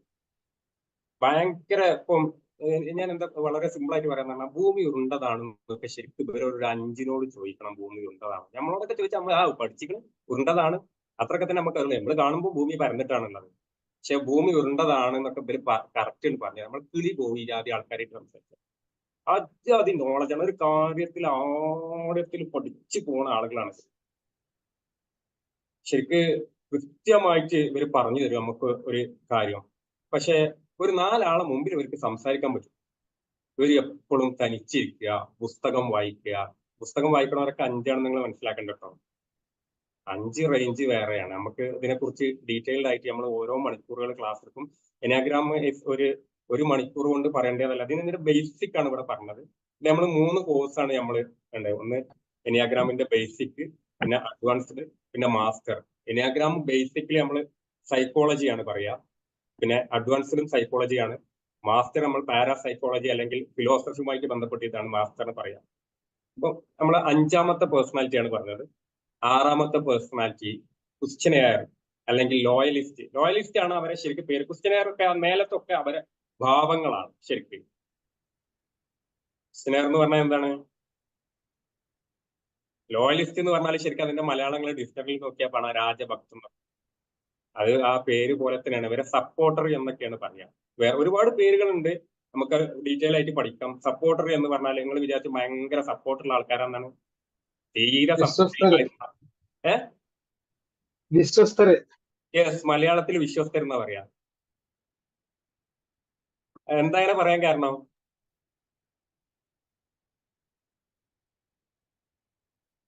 ഹലോ, വിശ്വസ്തർ. അതെ അതെ, അങ്ങനെ പറയാൻ കാരണം എന്താണെന്ന് അറിയോ? ബാക്കി ആരും അപ്പൊ വിശ്വസ്തരല്ലേ ഈ ഗ്രൂപ്പിലുള്ള? അല്ല, അവര് ഭയങ്കര വിശ്വസിക്കാൻ പറ്റിയ ആളുകളായിരിക്കും. Good good. മറ്റുള്ള എല്ലാരും വിശ്വസിക്കാൻ പറ്റുന്നതാണ്, പക്ഷെ അവര് കൂടുതൽ വിശ്വസ്തരായിരിക്കും. നിറകൂടാണ് ഇവർ വിശ്വസ്തർ. അവരെ വിശ്വസിച്ച് ഏൽപ്പിക്കാൻ പറ്റുന്ന ആളുകളാണ് എല്ലാവരും. പക്ഷെ ഇവരെ ഒരു വിശ്വാസം എന്ന് പറഞ്ഞാല് ഇവർ സ്വന്തമായിട്ട് ഒരു പ്രവൃത്തി തുടങ്ങില്ല. ഇവർ നമ്മൾ വിശ്വസിച്ച് ഇവരെ കടയിലൊക്കെ ആക്കാം. 40 കൊല്ലം ആ കടയിൽ നിൽക്കുമ്പോൾ സ്വന്തമായിട്ട് ഒരു കട ഇല്ല. മറ്റേ ഒരു ബാക്കിയുള്ള നമ്പറുകളൊക്കെ നമ്മൾ പിടിച്ചൊരു കടയിൽ ഏൽപ്പിച്ചാൽ 2 ദിവസം കഴിഞ്ഞാൽ അപ്പുറത്ത് ഈ കട വേറെ ഇടും. യാറ് എപ്പോഴും ഒരാളെ കീഴിലെ അയാൾ നിൽക്കുള്ളൂ. അയാൾ ഒറ്റയ്ക്ക് അയാൾ നിൽക്കില്ല. അയാൾ എപ്പോഴും ഒരാളെ കീഴിൽ നിൽക്കാൻ ഇഷ്ടപ്പെടുന്ന ആളാണ്. ഭയങ്കര പേടിയാണ് ആൾക്ക്, എപ്പോഴും ഭയമാണ്. ഇതിനെ ഓരോ നമ്പറിനും പിന്നെ രാജ്യങ്ങളുണ്ട്, നിറങ്ങളുണ്ട്, മൃഗങ്ങളുണ്ട് ഒക്കെ ഉണ്ട് കേട്ടോ. ഇപ്പം 6ന്റെ മൃഗമായിട്ട് എപ്പോഴും പറയാം മാനും മുഴലാണ്. ഇങ്ങനെ എപ്പോഴും ഇങ്ങനെ പേടിച്ചിക്കാണ്ട് വരച്ചിക്കാണ്ട് നിൽക്കുന്ന സാധനങ്ങളാണ്. അപ്പം ഭയങ്കര എപ്പോഴും പേടി, എപ്പോഴും ഒരു സപ്പോർട്ട് വേണം. എന്തെടുക്കണമെങ്കിൽ ഇപ്പൊ ഒരു ഡ്രസ്സ് എടുക്കണമെങ്കിൽ ഒരാൾ പറയണേ ഇയാൾ എടുത്തോ എന്ന് പറഞ്ഞാൽ അയാൾ എടുക്കുള്ളൂ. അയാൾക്ക് ഒരിക്കലും വേണ്ടി പറ്റൂല. അയാൾക്ക് എപ്പോഴും ഒരു സപ്പോർട്ട് ചെയ്യാൻ ഒരാൾ വേണം. ഇനി 7ാമത്തെ പേഴ്സണാലിറ്റി ആണ് ഒപ്റ്റിമിസ്റ്റ് അല്ലെങ്കിൽ അഡ്വഞ്ചർ എന്നൊക്കെയാണ് പറയാം. എന്തൂസിയാസിസ്റ്റ് എന്ന് പറഞ്ഞാൽ അയാളെ ഭാവത്തെ പറഞ്ഞ പേര്. ഒപ്റ്റിമിസ്റ്റ് എന്ന് പറഞ്ഞാൽ ശുഭാപ്തി വിശ്വാസി എന്നൊക്കെയാണ് പറയാ. ഇവര് എപ്പോഴും എന്താ പറയാ ശുഭാപ്തി വിശ്വാസികളാണ്. എപ്പോഴും സന്തോഷവാനായിരിക്കുക, മറ്റുള്ള ആൾക്കാരെ സന്തോഷിപ്പിക്കുക. Be happy make others happy എന്ന് പറഞ്ഞിട്ടില്ലേ? എപ്പോഴും സന്തോഷവാനായിരിക്കുക, മറ്റുള്ളവരെ സന്തോഷിപ്പിക്കാനാണ്. ജീവിതം ആഘോഷമാക്കാനുള്ളതാണ്. അതിനിവിടെ യാതൊരുവിധ കാര്യങ്ങളും നോക്കേണ്ടില്ല എന്ന് പറഞ്ഞു. ഇവരൊക്കെ എല്ലാ കാര്യവും മരിച്ചോട്ട് പോയാലും അവിടെ ഒരു രസകരാക്കും. ഇവർക്ക് അങ്ങനെ ഇന്നത് എന്നൊന്നുമില്ല. ഒക്കെ അടിച്ച് പൊളിക്കുന്ന ആളാണ്. സ്വന്തമായിട്ട് പാട്ടൊക്കെ ഉള്ള ആൾക്കാരാണ് ഇവർ. എല്ലാ പേഴ്സണാലിറ്റിക്കും സ്വന്തമായിട്ട് പാട്ടൊക്കെ ഉണ്ട് കേട്ടോ. ഇവരെ പാട്ടുകൾ കേട്ടിക്കണ നമുക്ക് പിന്നെ പറയാം. ഇനി 8ാമത്തെ പേഴ്സണാലിറ്റി ലീഡർ അല്ലെങ്കിൽ ബോസ് എന്താ പറയാ. ശരിക്ക് ചലഞ്ചറാണ് ഇവര്. ഭയങ്കര എന്താ പറയാ നേതാവ്, അധികാരി വർഗം എന്നൊക്കെയാണ് ഇവരെ പറയാം. ഇവരാ വരുമ്പോ തന്നെ ഇവരറിയാം. ഇവരിങ്ങനെ നെഞ്ച് വിരിച്ചിട്ട് തല ഉയർത്തിയിട്ടാ വരിക. ഒരു സദസ്സിലേക്കൊക്കെ വരുമ്പോൾ ഇയാൾ മുമ്പിൽ നടന്നു വരും. നന്നായാൽ ഏറ്റവും നല്ല രാഷ്ട്രീയക്കാരനാണ്. ഒരു രാഷ്ട്രീയക്കാരിൽ ഒരു 80% 90% ഈ ബോസ് എന്ന് പറഞ്ഞ ലീഡർ എന്ന് പറഞ്ഞ ഈ ഒരു വിഭാഗത്തിലാണ് വരുന്നത്. മോശമായാലോ ഇവരിലോ ഇത്ര വൃത്തിയിട്ട സാധനം 8 പറഞ്ഞാൽ 8ന്റെ പണിയാണ് ഇവരെടുത്ത് കിട്ടുക. മോശമായാല് ഗുണ്ടന്റെ ലെവലാണ് ഉണ്ടാവുക. എപ്പോഴും പിന്നെ എന്താ പറയാ വളരെ ധാർഷ്ട്യത്തോടെ സംസാരിക്കുന്ന ആളുകളാണ്. എന്താ പറയാ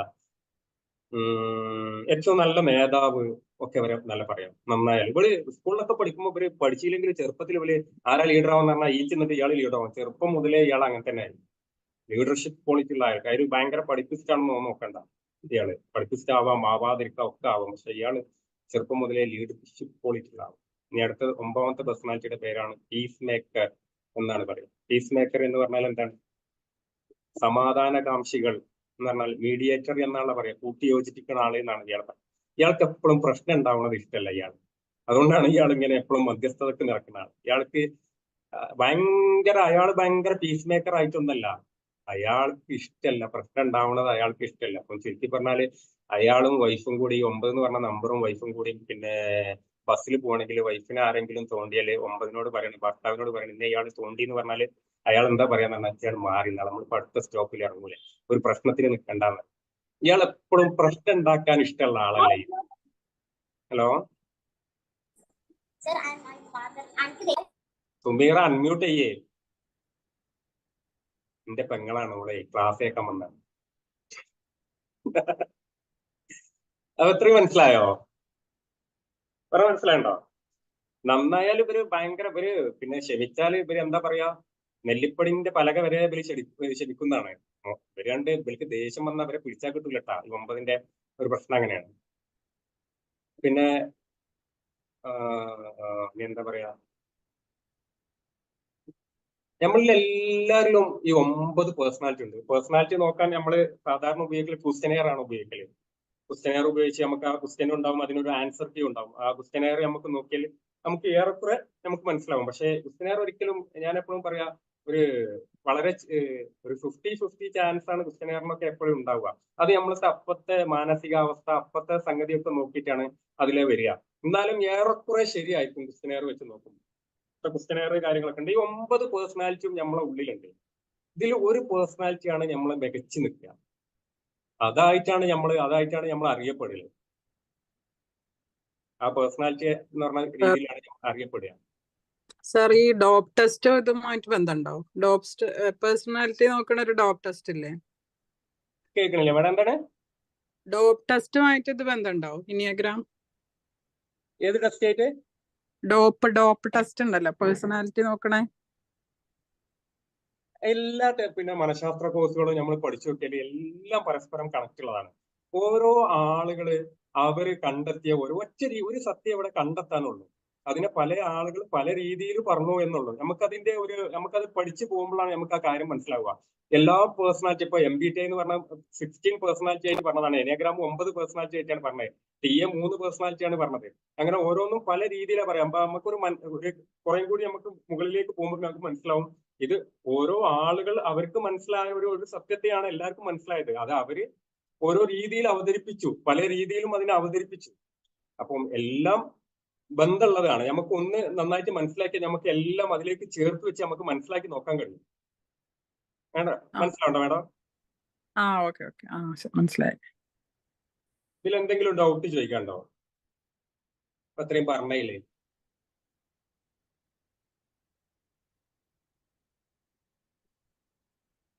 ആർക്കും നിങ്ങൾക്ക് എന്തെങ്കിലും ചോദിക്കാം, അല്ലെങ്കിൽ ഇതിൽ എന്തെങ്കിലും നിങ്ങൾക്ക് കൂട്ടിച്ചേർക്കാനുണ്ടെങ്കിൽ ഈ പറഞ്ഞതിൽ നിങ്ങൾക്ക് കൂടുതൽ പിന്നെ ഈ പറഞ്ഞതിൽ തിരുത്താനോ കൂട്ടിച്ചേർക്കാനോ അങ്ങനെ എന്തെങ്കിലും ഉണ്ടെങ്കിൽ നിങ്ങൾക്ക് അത് ചെയ്യാം. അല്ലെങ്കിൽ സംശയം എന്തെങ്കിലും ചോദിക്കാനുണ്ടെങ്കിൽ ചോദിക്കാൻ അറിയുന്നതാണെങ്കിൽ ഞാൻ പറയാം.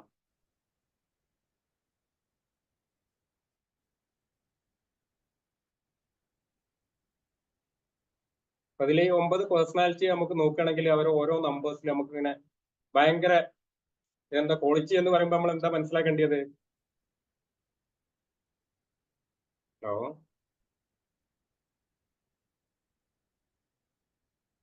കേൾക്കണില്ലേ? Sir, good evening. എൻ്റെ പേര് ശ്രീജയാണ്. ആ. അപ്പോ സാറ് പറഞ്ഞല്ലോ ഈ 9 നമ്പരും അടങ്ങിയതാണ് നമ്മൾ ഓരോരുത്തരും എന്നുള്ളത്. അതെ.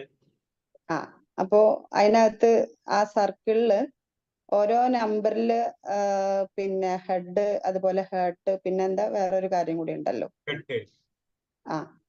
അപ്പോ ആ നമ്പറിൽ കാണിച്ച ഓരോ കാര്യങ്ങൾ അടങ്ങിയത് അങ്ങനെയാണോ നമ്മളെ പേഴ്സണാലിറ്റിയിൽ വരിക?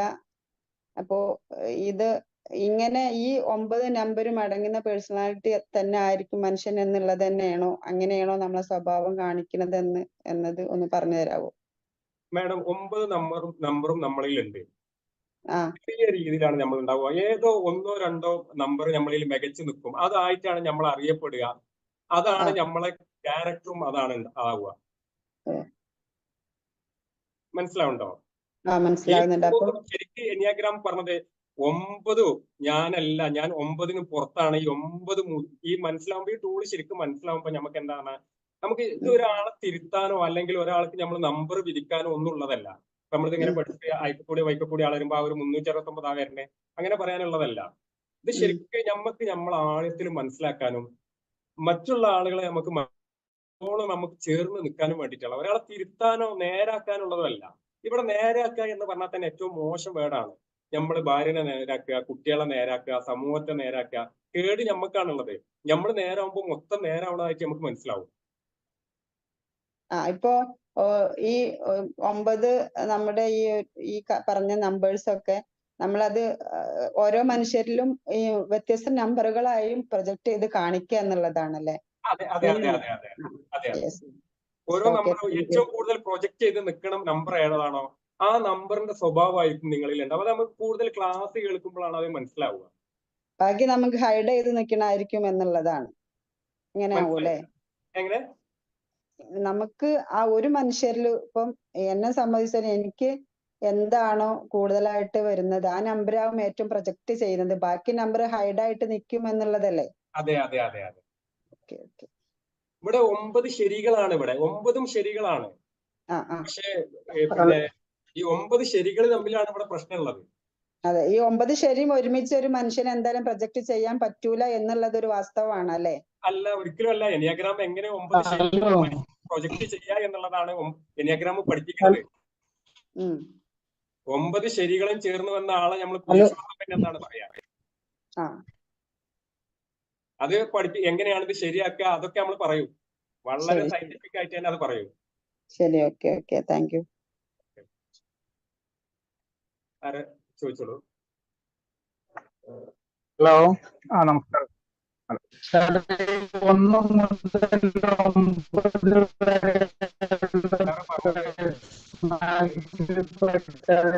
ഹെൽത്തി ആയിട്ടുള്ള ക്യാരക്ടറും അൺഹെൽത്തി ആയിട്ടുള്ള ക്യാരക്ടർ ഉണ്ടല്ലോ.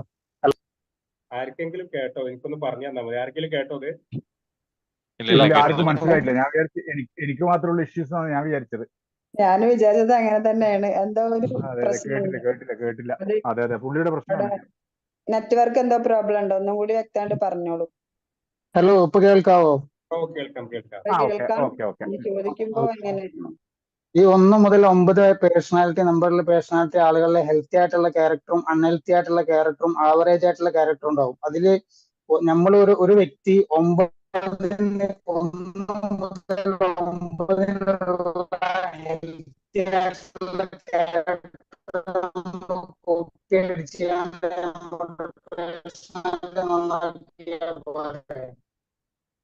Hello, not clear. ടൈപ്പ് ചെയ്തോളൂ സാർ, ടൈപ്പ് ചെയ്ത് കൊടുത്തോളൂ സാർ.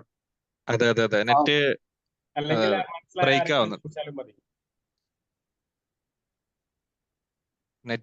ആവുന്നുണ്ട്. അപ്പോ ചാറ്റ് ബോക്സിൽ ഒന്ന് ടൈപ്പ് ചെയ്തിട്ടാ മതി ആബിദ് സാർ കേട്ടോ.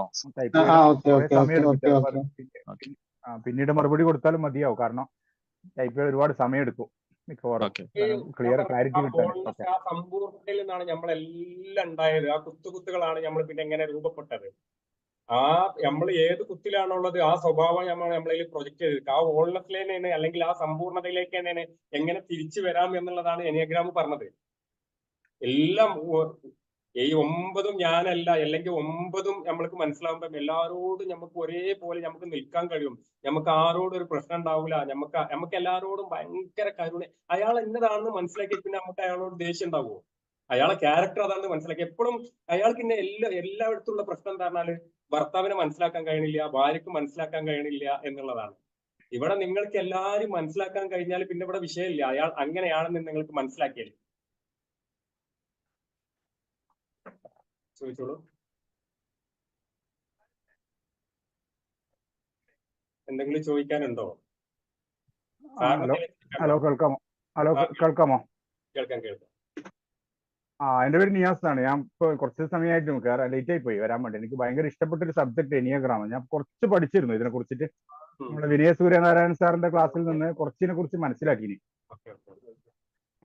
പിന്നെ അത് സംഭവം പറഞ്ഞാൽ സത്യം എല്ലാ ട്രെയിനേഴ്സും ഇതിനെ കുറിച്ച് ഇത് പഠിക്കേണ്ട ഒരു സബ്ജക്റ്റ് ആണ്. കാരണം ഒരാൾ എങ്ങനെയാന്ന് നോ യുവർ സോഫ്റ്റ്വെയർ എന്നാണ് ഇതിന്റെ ഒരു ഇത്. കാരണം നിങ്ങൾ ഒരു വ്യക്തിയുടെ സോഫ്റ്റ്വെയർ മനസ്സിലാക്കാൻ പറ്റിക്കഴിഞ്ഞാല് അപ്പൊ ഇതിനെക്കുറിച്ച് ഡീപ്പായിട്ട് ഒരു ക്ലാസ് തന്നെ എല്ലാവരും എടുക്കണം. ഞാൻ പിന്നെ നിങ്ങളെ ഇതിന്റെ റെക്കോർഡഡ് ക്ലാസ് കാത്തിരിക്കുകയാണ്. ഇപ്പൊ അത് കേട്ട് കഴിഞ്ഞാൽ എനിക്ക് ഇതാക്കാം. ഞാനൊരു 10 മിനിറ്റ് ആയിട്ടുള്ളൂ ഇതിൽ കയറിയിട്ട്. അതുകൊണ്ട് ഇപ്പൊ ചോദിക്കാനൊന്നും പറ്റുന്നില്ല. എന്താ ചോദിക്കേണ്ട? കാരണം ക്ലാസ് ഞാൻ കേട്ടില്ലല്ലോ കുറച്ച്.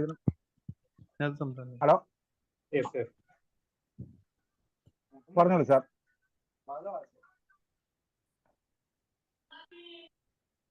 ഫൈസൽ സാർ പറഞ്ഞോളൂ. ഇല്ല, ഞാനൊന്നും പറഞ്ഞിട്ടില്ല. സബീർ എന്ന് പറഞ്ഞിട്ട് ഒരാൾ എന്തോ ചോദിക്കുന്നുണ്ടായിരുന്നു. സാറേ, ഞാൻ ഓക്കെ ഓക്കെ സബീർ, ഓക്കെ. എന്റെ സ്വന്തം നാട് മൂവാറ്റുപുഴ. ഷക്കീർ സാറിന് എന്നെ അറിയാം എന്നാണ് എനിക്ക് തോന്നുന്നത്. അല്ല, അറിയാം എന്ന് തോന്നുന്നല്ല, അറിയാം. അപ്പൊ സാർ ഇങ്ങനെ ഒരു ക്ലാസ്സിനെ കുറിച്ച് പറഞ്ഞായിരുന്നു. അതിന് എനിക്ക് ഒരുപാട് ആകാംക്ഷ ഉണ്ടായിരുന്നു ഈ ക്ലാസ് കേൾക്കാനും. ഷക്കീർ സാറിന്റെ കയ്യിൽ നിന്നൊരു പഠനങ്ങളും ഒരുപാട് നടത്താൻ കഴിവും അറിവുമുള്ള ഒരാളാണ് ഷക്കീർ സാറ്. അപ്പൊ സാറിന്റെ ക്ലാസ്സിൽ കയറണമെന്നും അതിയായ ആഗ്രഹം ഉണ്ടായിരുന്നു. അപ്പൊ സാറിനെ ഇന്ന് ഞാൻ വിളിച്ചായിരുന്നു. ഇന്ന് വിളിച്ചപ്പോൾ സാർ ഫോൺ എടുത്തില്ല. ഇത് സൂം അല്ല, ഈ ക്ലാസ് തുടങ്ങുന്നത് എപ്പോഴാണെന്നോ എങ്ങനെയാണെന്നോ എനിക്ക് അറിയില്ലായിരുന്നു. എന്റെ മൊബൈല് ഞാൻ കടയിൽ കൊടുത്തേക്ക് പറഞ്ഞു. മൊബൈൽ കിട്ടിയതിന് ശേഷമാണ് എനിക്ക് ഇതിന്റെ ടൈമും കാര്യങ്ങളൊക്കെ മനസ്സിലായത്. ഞാനൊരു 10 മിനിറ്റ് താഴെ ആയുള്ളൂ കയറിയിട്ട്. ഈ ക്ലാസ്സിനെ കുറിച്ച് എന്താണെന്നോ ക്ലാസ് എന്തിനു വേണ്ടിയാണെന്നോ ക്ലാസ് നമ്മുടെ കാര്യങ്ങൾ എന്താണെന്ന് എനിക്ക് വ്യക്തമായിട്ട് അറിയില്ല. എങ്കിലും എനിക്ക് ഷക്കീർ സാർ എന്ത് പഠനം നടത്തിയാലും അതിനെ 100% പിന്തുണയ്ക്കുന്നു. അതിലുപരി ഷക്കീർ സാറിന്റെ ആയിട്ട് ഞാൻ ഒരുപാട് ഇടപഴകിയിട്ടുണ്ട്. അപ്പൊ ഇടപഴകിയപ്പോൾ ഷക്കീർ സാറിൽ നിന്ന് ഒരുപാട് പോസിറ്റീവ് എനിക്ക് മാനസികമായിട്ട് കിട്ടിയിട്ടുണ്ട്. തീർച്ചയായിട്ടും ഷക്കീർ സാറിന്റെ ക്ലാസ്സിൽ പങ്കെടുക്കാൻ സാധിച്ചതിൽ ഞാൻ നന്ദി അറിയിക്കുന്നു. തീർച്ചയായിട്ടും ഷക്കീർ സാറിന്റെ ഓരോ ക്ലാസ്സുകളും ആ കൃത്യസമയവും കാര്യങ്ങളും പറയുകയാണെങ്കിൽ ഞാൻ അതിനെ ആകാംക്ഷയോടുകൂടി വളരെ സന്തോഷത്തോടു കൂടി ആ സമയത്തിന് വേണ്ടി കാത്തിരിക്കുമെന്നും വളരെ താഴ്മയോടുകൂടി അറിയിക്കുന്നു. ഇനിയും ഷക്കീർ സാറിന്റെ ക്ലാസ്സിൽ പങ്കെടുക്കാൻ സാധിച്ചതിൽ ദൈവത്തിനും നിങ്ങൾക്ക് എല്ലാവർക്കും ഒരിക്കൽ കൂടി നന്ദി അറിയിക്കുന്നു. എനിക്ക് ഇത്രേ പറയാനുള്ളൂ. Okay, thank U Sabeer sir.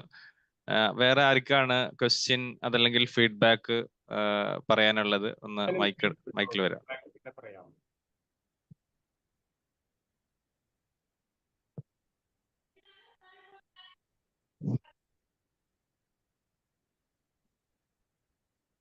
ചോദ്യങ്ങൾ വരട്ടെ.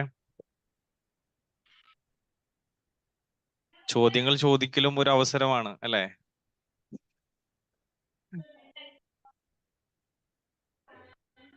ഇത്രയും കേട്ടതിൽ നിന്നുള്ള സംശയമാവാം, അല്ലെങ്കിൽ നിങ്ങൾക്ക് എനിയാഗ്രാമിനെ കുറിച്ചിട്ട് വേറെ വല്ലതും ആവാം.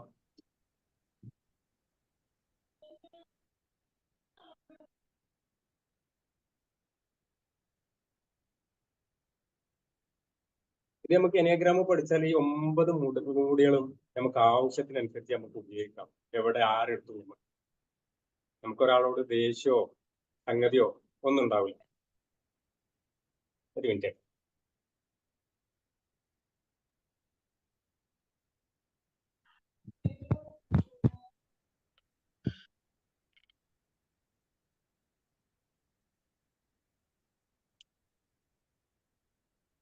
ഏതെങ്കിലും ക്വസ്റ്റ്യൻ ഉണ്ടോ? എന്തെങ്കിലും ക്വസ്റ്റ്യൻ അല്ലെങ്കിൽ ഫീഡ്ബാക്ക് എന്തോ ആകാം. ആരെങ്കിലും പറയുന്നുണ്ടെങ്കിൽ പെട്ടെന്ന് പറയാം.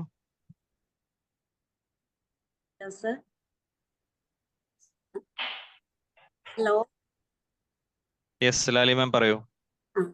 ഹലോ സർ, ഞാൻ ജസ്റ്റ് ഇനിയഗ്രാമിനെ പറ്റി മുമ്പ് ഒരു 4-5 വർഷം മുമ്പ് കേട്ടിട്ടുണ്ട്. അപ്പൊ അന്ന് ഞാൻ ഇതുപോലെ ചെറിയ ക്ലാസ് ആയിരുന്നു. അപ്പൊ അതിനകത്ത് ഇങ്ങനെ കേട്ടപ്പോ ഈ 9 ടൈപ്പ് ഓഫ് വ്യക്തിത്വങ്ങളെ പറ്റി കേട്ടു. അപ്പൊ അതിൽ നിന്ന് എനിക്ക് മനസ്സിലായി എന്നെ പറ്റി എനിക്ക് ഏത് നമ്പറാണ് എന്ന് ഞാൻ കുറെ ആലോചിച്ചിട്ട് സത്യത്തിൽ ഒരു പിടുത്തം കിട്ടിയില്ല എന്നെ പറ്റി ഏതാ നമ്പർ എന്ന്. പക്ഷെ എനിക്ക് പിടുത്തം കിട്ടിയ ഒരു കാര്യമുണ്ട് എന്റെ ഹസ്ബൻഡിനെ പറ്റി. എന്റെ ഹസ്ബൻഡ് 1-ാം നമ്പർ. ഭയങ്കര പെർഫെക്ഷനിസ്റ്റാ പുള്ളി. അതുപോലെ തന്നെ ഭയങ്കര ദേഷ്യക്കാരനും. എന്ത് കാര്യം ഉണ്ടെങ്കിലും ഭയങ്കര പെർഫെക്റ്റ് ആയിട്ട് ചെയ്യണം, അല്ലെങ്കിൽ ഭയങ്കര അടുക്കും ചിട്ടയും വൃത്തി അങ്ങനെയൊക്കെയുള്ള കുറേ കാര്യങ്ങൾ. എനിക്കിത് സത്യം പറഞ്ഞത് കേട്ട് സാറ് പറഞ്ഞപ്പോ ശരിക്കും പറഞ്ഞാൽ എനിക്ക് സത്യത്തില് ചിരിയും ഒക്കെ തോന്നി. ശരിക്കും ഞാൻ അന്ന് ഈ ക്ലാസ് കേട്ടപ്പോ ഞാൻ പുള്ളിനോട് ഇടയ്ക്കിടയ്ക്ക് പറയാറുണ്ട്, ഈ 1-ാം നമ്പർ എന്ന് ഞാൻ അന്ന് പറഞ്ഞിരുന്നു. ഇപ്പൊ ഞാൻ അതിനുശേഷം ഞാൻ ആ സംഭവമേ വിട്ടിരുന്നു. 6 വർഷം മുമ്പാണ് ഞാനിത് കേട്ടത്. ഇപ്പൊ അത് വീണ്ടും കേട്ടപ്പോ ഞാൻ വീണ്ടും ഓർത്തു എന്റെ ഹസ്ബൻഡിനെ പറ്റി. ഇത്രയും ശരിക്കും അവരെ നമ്മളൊന്ന് മനസ്സിലാക്കി കഴിഞ്ഞാൽ നമ്മുടെ ജീവിതത്തിൽ പ്രശ്നങ്ങൾ ഇല്ലാതെ പോകും. ഭയങ്കരമായിട്ട് അവരുടെ സ്വഭാവത്തോട് അഡ്ജസ്റ്റ് ചെയ്യാൻ ഭയങ്കര ഈ കുറച്ച് മടിയും അങ്ങനെയുള്ളവർക്കൊക്കെ ഭയങ്കര ബുദ്ധിമുട്ടാണെന്ന് എനിക്ക് തോന്നി. അപ്പൊ ഇതിനകത്ത് എനിക്ക് ഏറ്റവും മനസ്സിലാക്കപ്പെട്ട ഒരു നമ്പർ എന്ന് പറഞ്ഞത് 1-ാം നമ്പർ മാത്രമേ എനിക്ക് സത്യം ആക്ച്വലി മനസ്സിലായുള്ളൂ. പക്ഷെ എന്നെ പറ്റി പോലും എനിക്ക് ഏതാ നമ്പർ എന്ന് ഇതുവരെ പിടുത്തം കിട്ടിയില്ല എന്നുള്ളതാ സത്യം. Okay sir, thank U.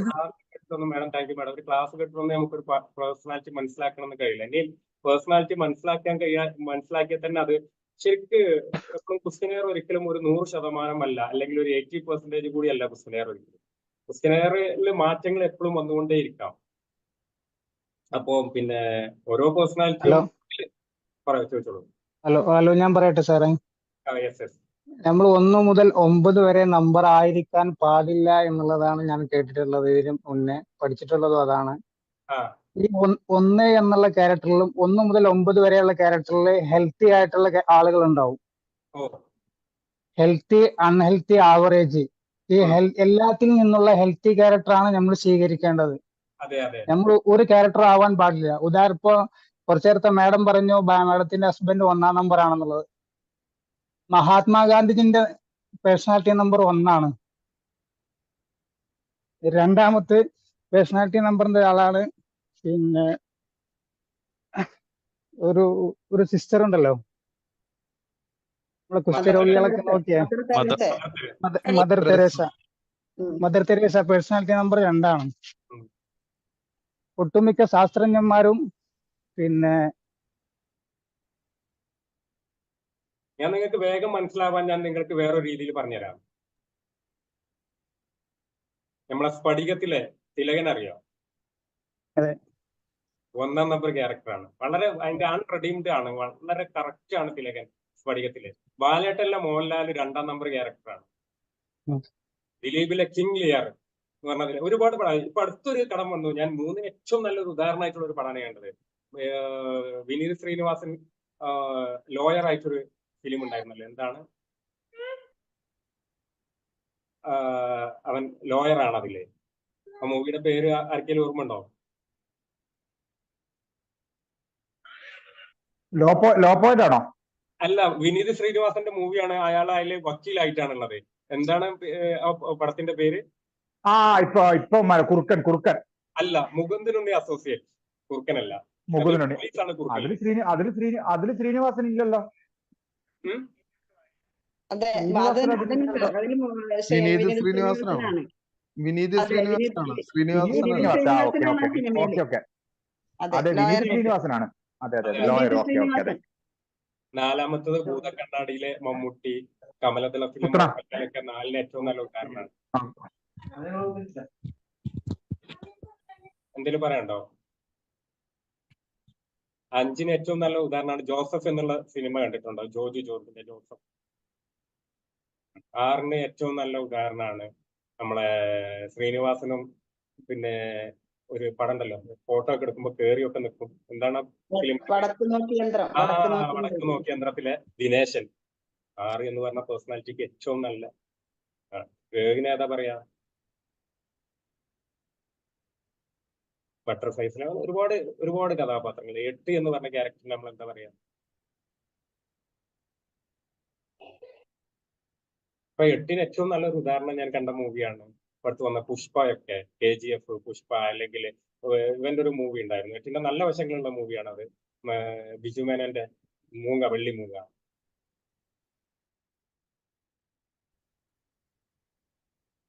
കണ്ടിട്ടുണ്ടോ?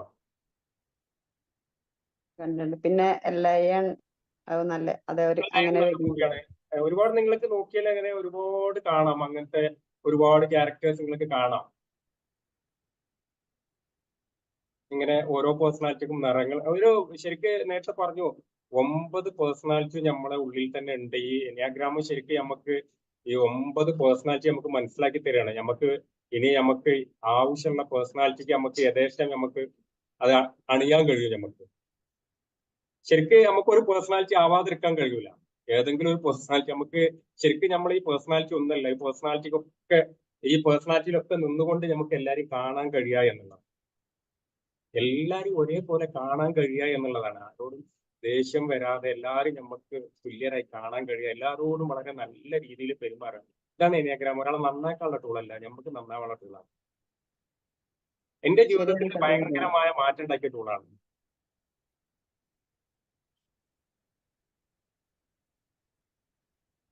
എന്റെ വൈഫ് ക്ലാസ് കേട്ടുകൊണ്ടിരിക്കുന്നുണ്ട്, അവൾക്കറിയാം ആദ്യത്തെ സെക്യൂർ ഇപ്പത്തെ സെക്യൂരിന്. എത്ര മോശം ഒരു ഭർത്താവ് വേറല്ലേ?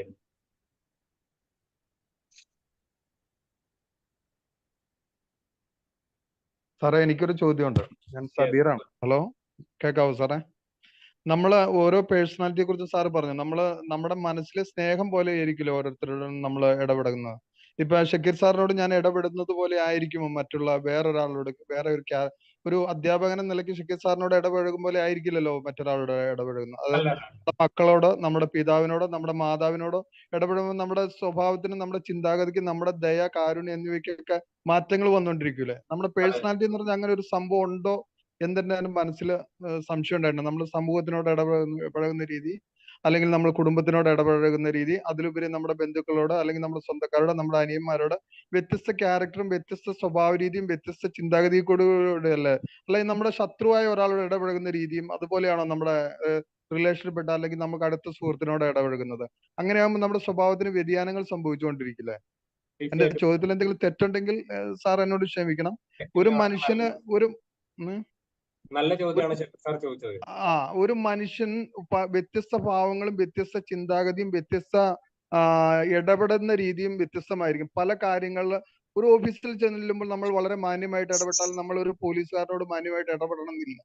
അപ്പൊ സ്വഭാവത്തിന് വ്യതിയാനങ്ങൾ സംഭവിച്ചുകൊണ്ടിരിക്കില്ലേ? ഒരു ക്യാരക്ടർ എന്ന് പറഞ്ഞു കഴിഞ്ഞാൽ ഒരേ സ്വഭാവത്തിലൂടെ ജീവിതം തുടക്കം തൊട്ട് മരണം വരെ ഒരേ സ്വഭാവത്തിൽ ജീവിക്കുന്ന ആളല്ലല്ലോ മനുഷ്യരായി പിറന്നവരെല്ലാവരും. അവർക്ക് വ്യതിയാനങ്ങളും മാറ്റങ്ങളും വന്നുകൊണ്ടിരിക്കില്ലേ? അപ്പൊ അതിനകത്തൊരു ഡൗട്ട് ഒന്ന് ക്ലിയർ ചെയ്യാവോ ഷക്കീർ സാറേ? നല്ല ചോദ്യമാണ് ഷക്കീർ സാർ ചോദിച്ചത്. അപ്പൊ ശരിക്ക് ഒരു വ്യക്തി ആവശ്യത്തിനനുസരിച്ച് അവന് ഓരോ സ്വഭാവം എടുക്കും. പക്ഷെ അവന്റെ ഒരു സ്ഥായി ആയിട്ടുള്ള ഒരു സ്വഭാവം ഉണ്ട്. അത് അയാളെ ബന്ധപ്പെട്ട സ്ഥലത്ത് അയാൾ എടുക്കും. ഒന്നില്ലെങ്കിൽ വീട്ടില്. ഇപ്പൊ നമ്മൾ നേരത്തെ പറഞ്ഞു 7 എന്ന് പറഞ്ഞ ക്യാരക്ടർ, ഒപ്റ്റിമിസ്റ്റ് എന്ന് പറഞ്ഞ ക്യാരക്ടർ, അവര് ഭയങ്കര ആറേറ്റും ഇങ്ങനെ ഭയങ്കര ചിരിച്ച് കളിച്ച് നടക്കുന്ന ആളുകൾ. ഒരു പ്രശ്നത്തിനൊന്നും അവരങ്ങനെ ഒന്നും നിൽക്കാത്ത ആളുകളാണ്. പക്ഷെ അവര് വീട്ടിൽ വന്നാൽ ഈ സാധനമൊക്കെ കൂടെ അവര് വീട്ടിലാണ് അവർ പ്രസന്റ് ചെയ്യുക. എവിടെയാണോ അയാൾക്ക് കംഫർട്ട് സോണ്, ഉമ്മാന്റെ അടുത്ത് ചിലവർ ഉമ്മാന്റെ അടുത്തുള്ള തീർക്കുക, നാട്ടിലെ എന്താണ് വീട്ടില് തീർക്കുക എന്നൊക്കെ പറഞ്ഞ് കേട്ടിട്ടില്ല. അപ്പം നമ്മളെ ഒരു ക്യാരക്ടർ ഉണ്ട്, നമ്മളൊരു സ്വതസിദ്ധമായ മറ്റൊരുത്തൊക്കെ നമ്മള് നിൽക്കേണ്ടി അതിനനുസരിച്ച് നമുക്ക് നിൽക്കുക.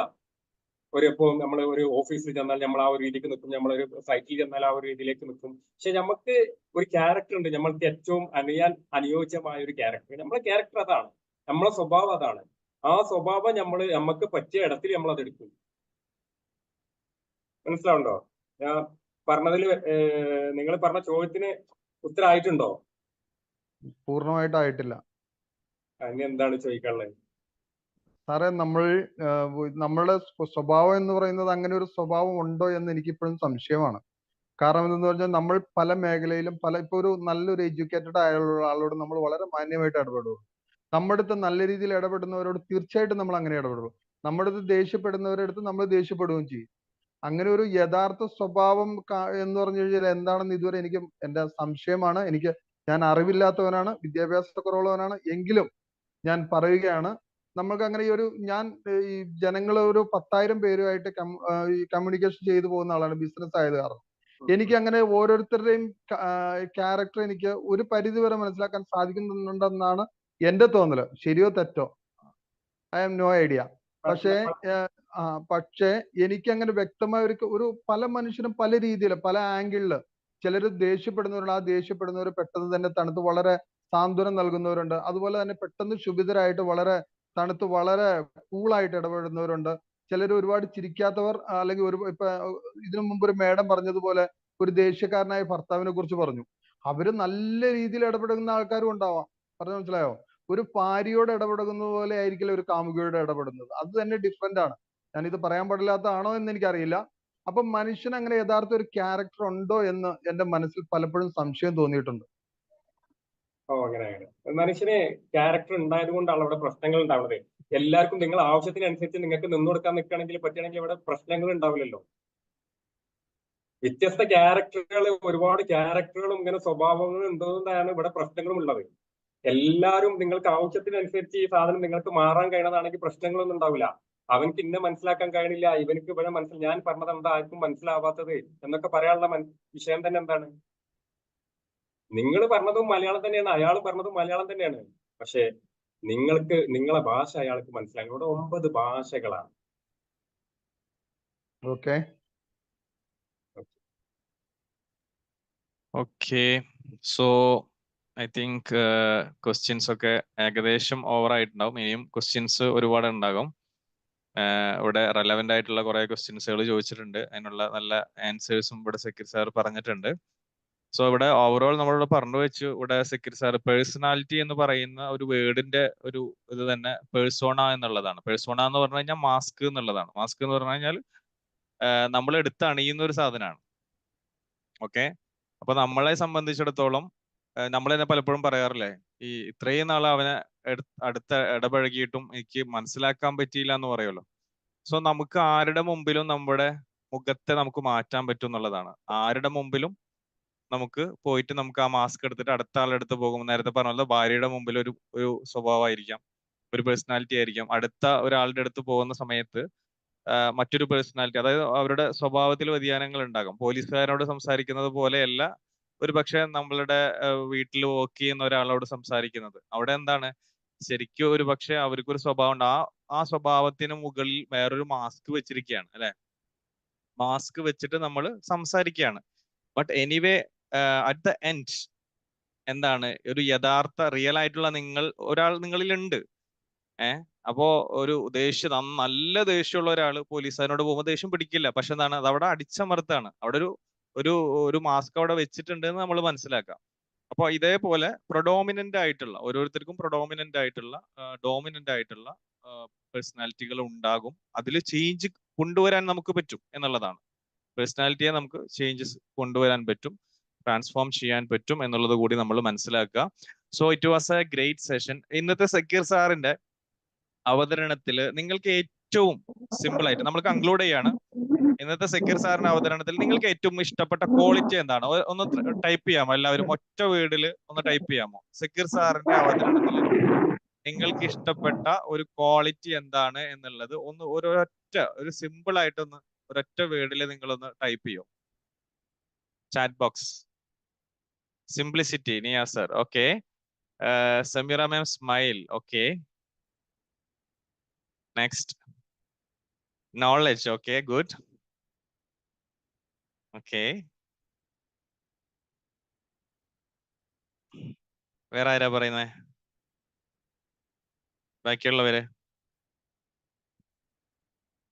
Humour, very informative. Okay, simple. Okay, good. എന്തായാലും എല്ലാവരും റിപ്ലൈ ചെയ്തു. സോ വളരെ സരളവും സമ്പന്നവുമായിരുന്നു എന്ന് നമുക്ക് മലയാളത്തിൽ വേണമെങ്കിൽ സിമ്പിൾ ആയിട്ട് നമുക്ക് പറയാം. അതായത് സിംപ്ലിസിറ്റി എന്നുള്ളത് വളരെ പ്രധാനപ്പെട്ട ഒരു ഘടകമാണ്. മാത്രമല്ല സക്കീർ സാർ നല്ല ഒരു ഡീപ്പ് നോളജ് ഉണ്ട് ഈ വിഷയത്തിൽ. അപ്പൊ നമ്മൾ എപ്പോഴും മനസ്സിലാക്കേണ്ടത്, നമ്മൾ ഏതൊരു സെഷൻ അറ്റൻഡ് ചെയ്ത് കഴിഞ്ഞാലും അല്ലെ, നമുക്ക് അതിൽ നിന്ന് ഏതൊക്കെ ക്വാളിറ്റീസ് നമ്മൾ പ്രസന്റ് ചെയ്യുമ്പോൾ നമുക്കത് ഏതൊക്കെ കൊണ്ടുവരാൻ പറ്റും എന്നുള്ള നമ്മൾ ആലോചിക്കണം.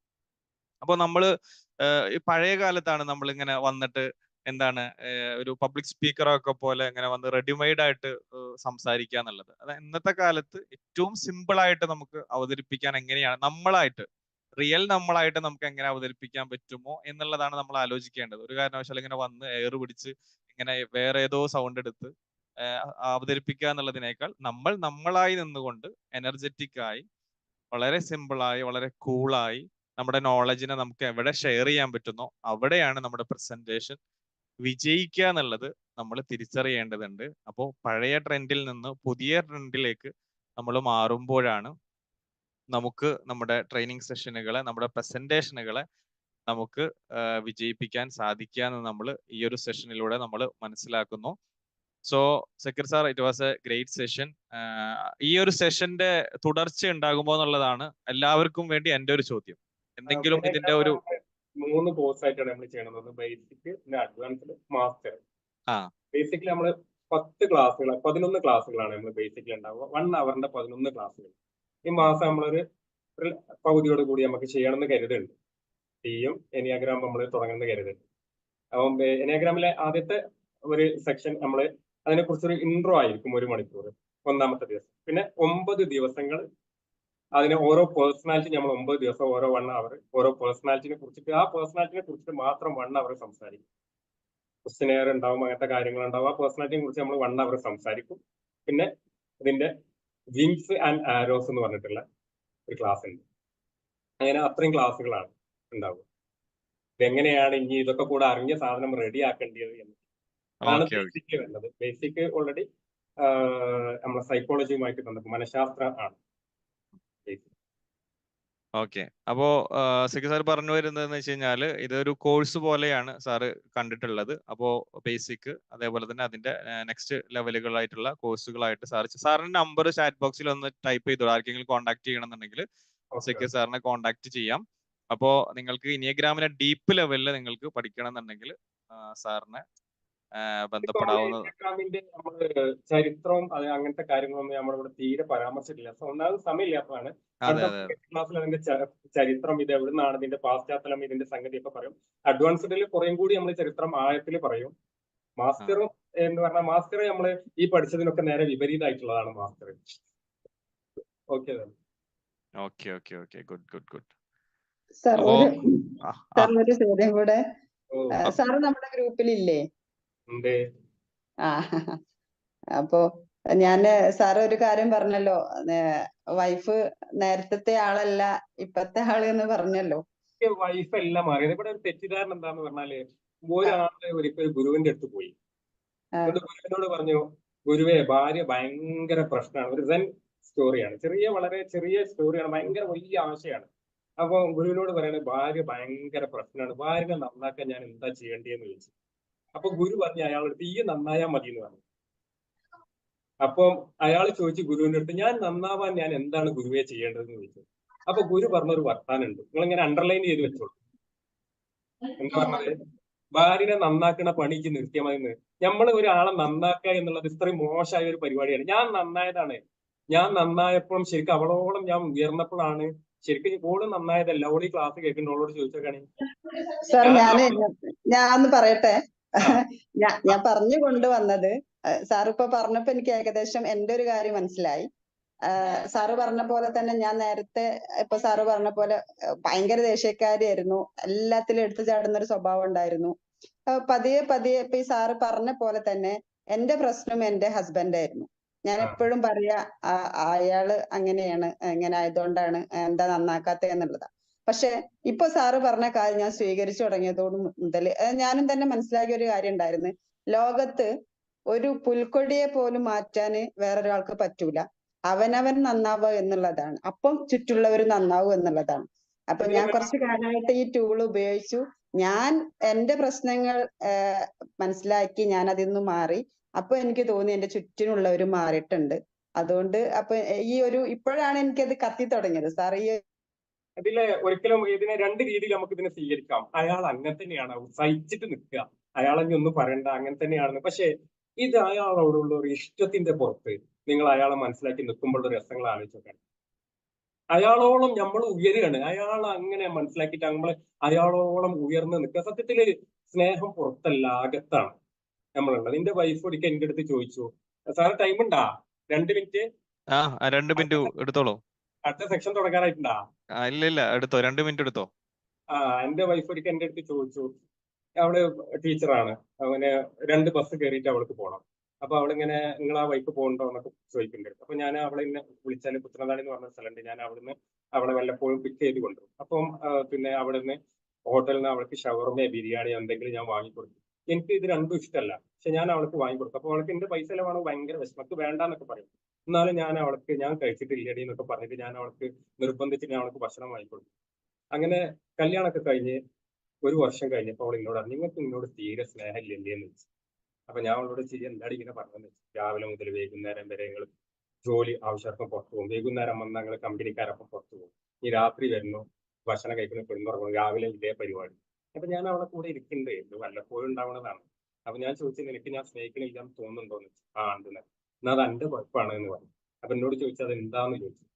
അപ്പൊ ഞാൻ പറഞ്ഞു, ഞാൻ എനിക്ക് ഷവർമ വാങ്ങിച്ചു തന്നിട്ടില്ല, എനിക്ക് ഡ്രസ്സ് വാങ്ങിച്ചു തന്നിട്ടില്ല, എനിക്ക് ബിരിയാണി വാങ്ങിച്ചു തന്നിട്ടില്ല, അങ്ങനെ ഒരുപാട് കാര്യങ്ങൾ ചെയ്തു തന്നിട്ടില്ലേ എന്ന് ചോദിച്ചു. ഉണ്ട്, അതിന്റെ ഒക്കെ രസം ആർക്കാ കിട്ടിയെന്ന് ചോദിച്ചു. അപ്പൊ എന്നോട് പറഞ്ഞു എനിക്ക് എന്ന് പറഞ്ഞു. ഇനി ഇതിന്റെ ഒരു രസകരമായ വസ്തു എന്താണെന്നില്ലേ, നിങ്ങൾ വൈഫിന് ഇന്നവരെ ഒരു ചുരിദാർ വാങ്ങിക്കൊടുത്തിട്ട് നിങ്ങൾക്ക് പൈസ പോയി നിങ്ങൾക്ക് തോന്നിയിട്ടുണ്ടോ സാറേ?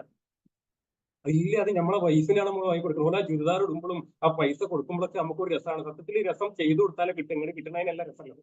നമ്മൾ മനസ്സിലാക്കി വെച്ചാൽ നമുക്ക് എന്തോ കിട്ടുമ്പോഴാണ് രസം ഉണ്ടാവുക എന്നുള്ളതാണ്. നമ്മൾ ഒരാളോളം ഉയർന്നു നിൽക്കുമ്പോഴാണ് നമുക്ക് ഏറ്റവും കൂടുതൽ ആത്മസംതൃപ്തി ഉണ്ടാകുക. നമ്മൾ അവളോളം ഉയരുക. അവൾക്ക് ഒരിക്കലും നമുക്ക് ഭാര്യ നമുക്ക് പിന്നെ നല്ല ഭക്ഷണം ഉണ്ടാക്കി തരുന്നു, നല്ല നമ്മളെ വസ്ത്രം അലക്കുന്നു, അവൾക്ക് ഒരിക്കലും ഇത് ഒരു ഇതായിട്ട് തോന്നിയിട്ടില്ല. അതിനൊക്കെ പിന്നെ ഇത് വേണമെങ്കിൽ ഒരു വേലക്കാരത്തെ നിൽക്കിയ പോലെ അവരൊരു സമർപ്പണമാണ് ഭാര്യ എന്നുള്ള രീതിയിൽ. ഞാൻ അതിനെ കുറ്റം പറഞ്ഞതൊന്നല്ല കേട്ടോ, ഒരു സമർപ്പണമാണ് ആ ചെയ്യണത്. അവരിൽ അവരുടെ സ്നേഹം ആ സംഗതി ഒക്കെ ഉണ്ട് ആ കുക്കിങ്ങില്. Okay, thank you. Okay thank you sir. എനിക്ക് ഒരു കാര്യം കൂടി പറയാനുണ്ട്. എനിക്ക് 1 മിനിറ്റ് സമയം തരുമോ? എവിടെയായിരുന്നു?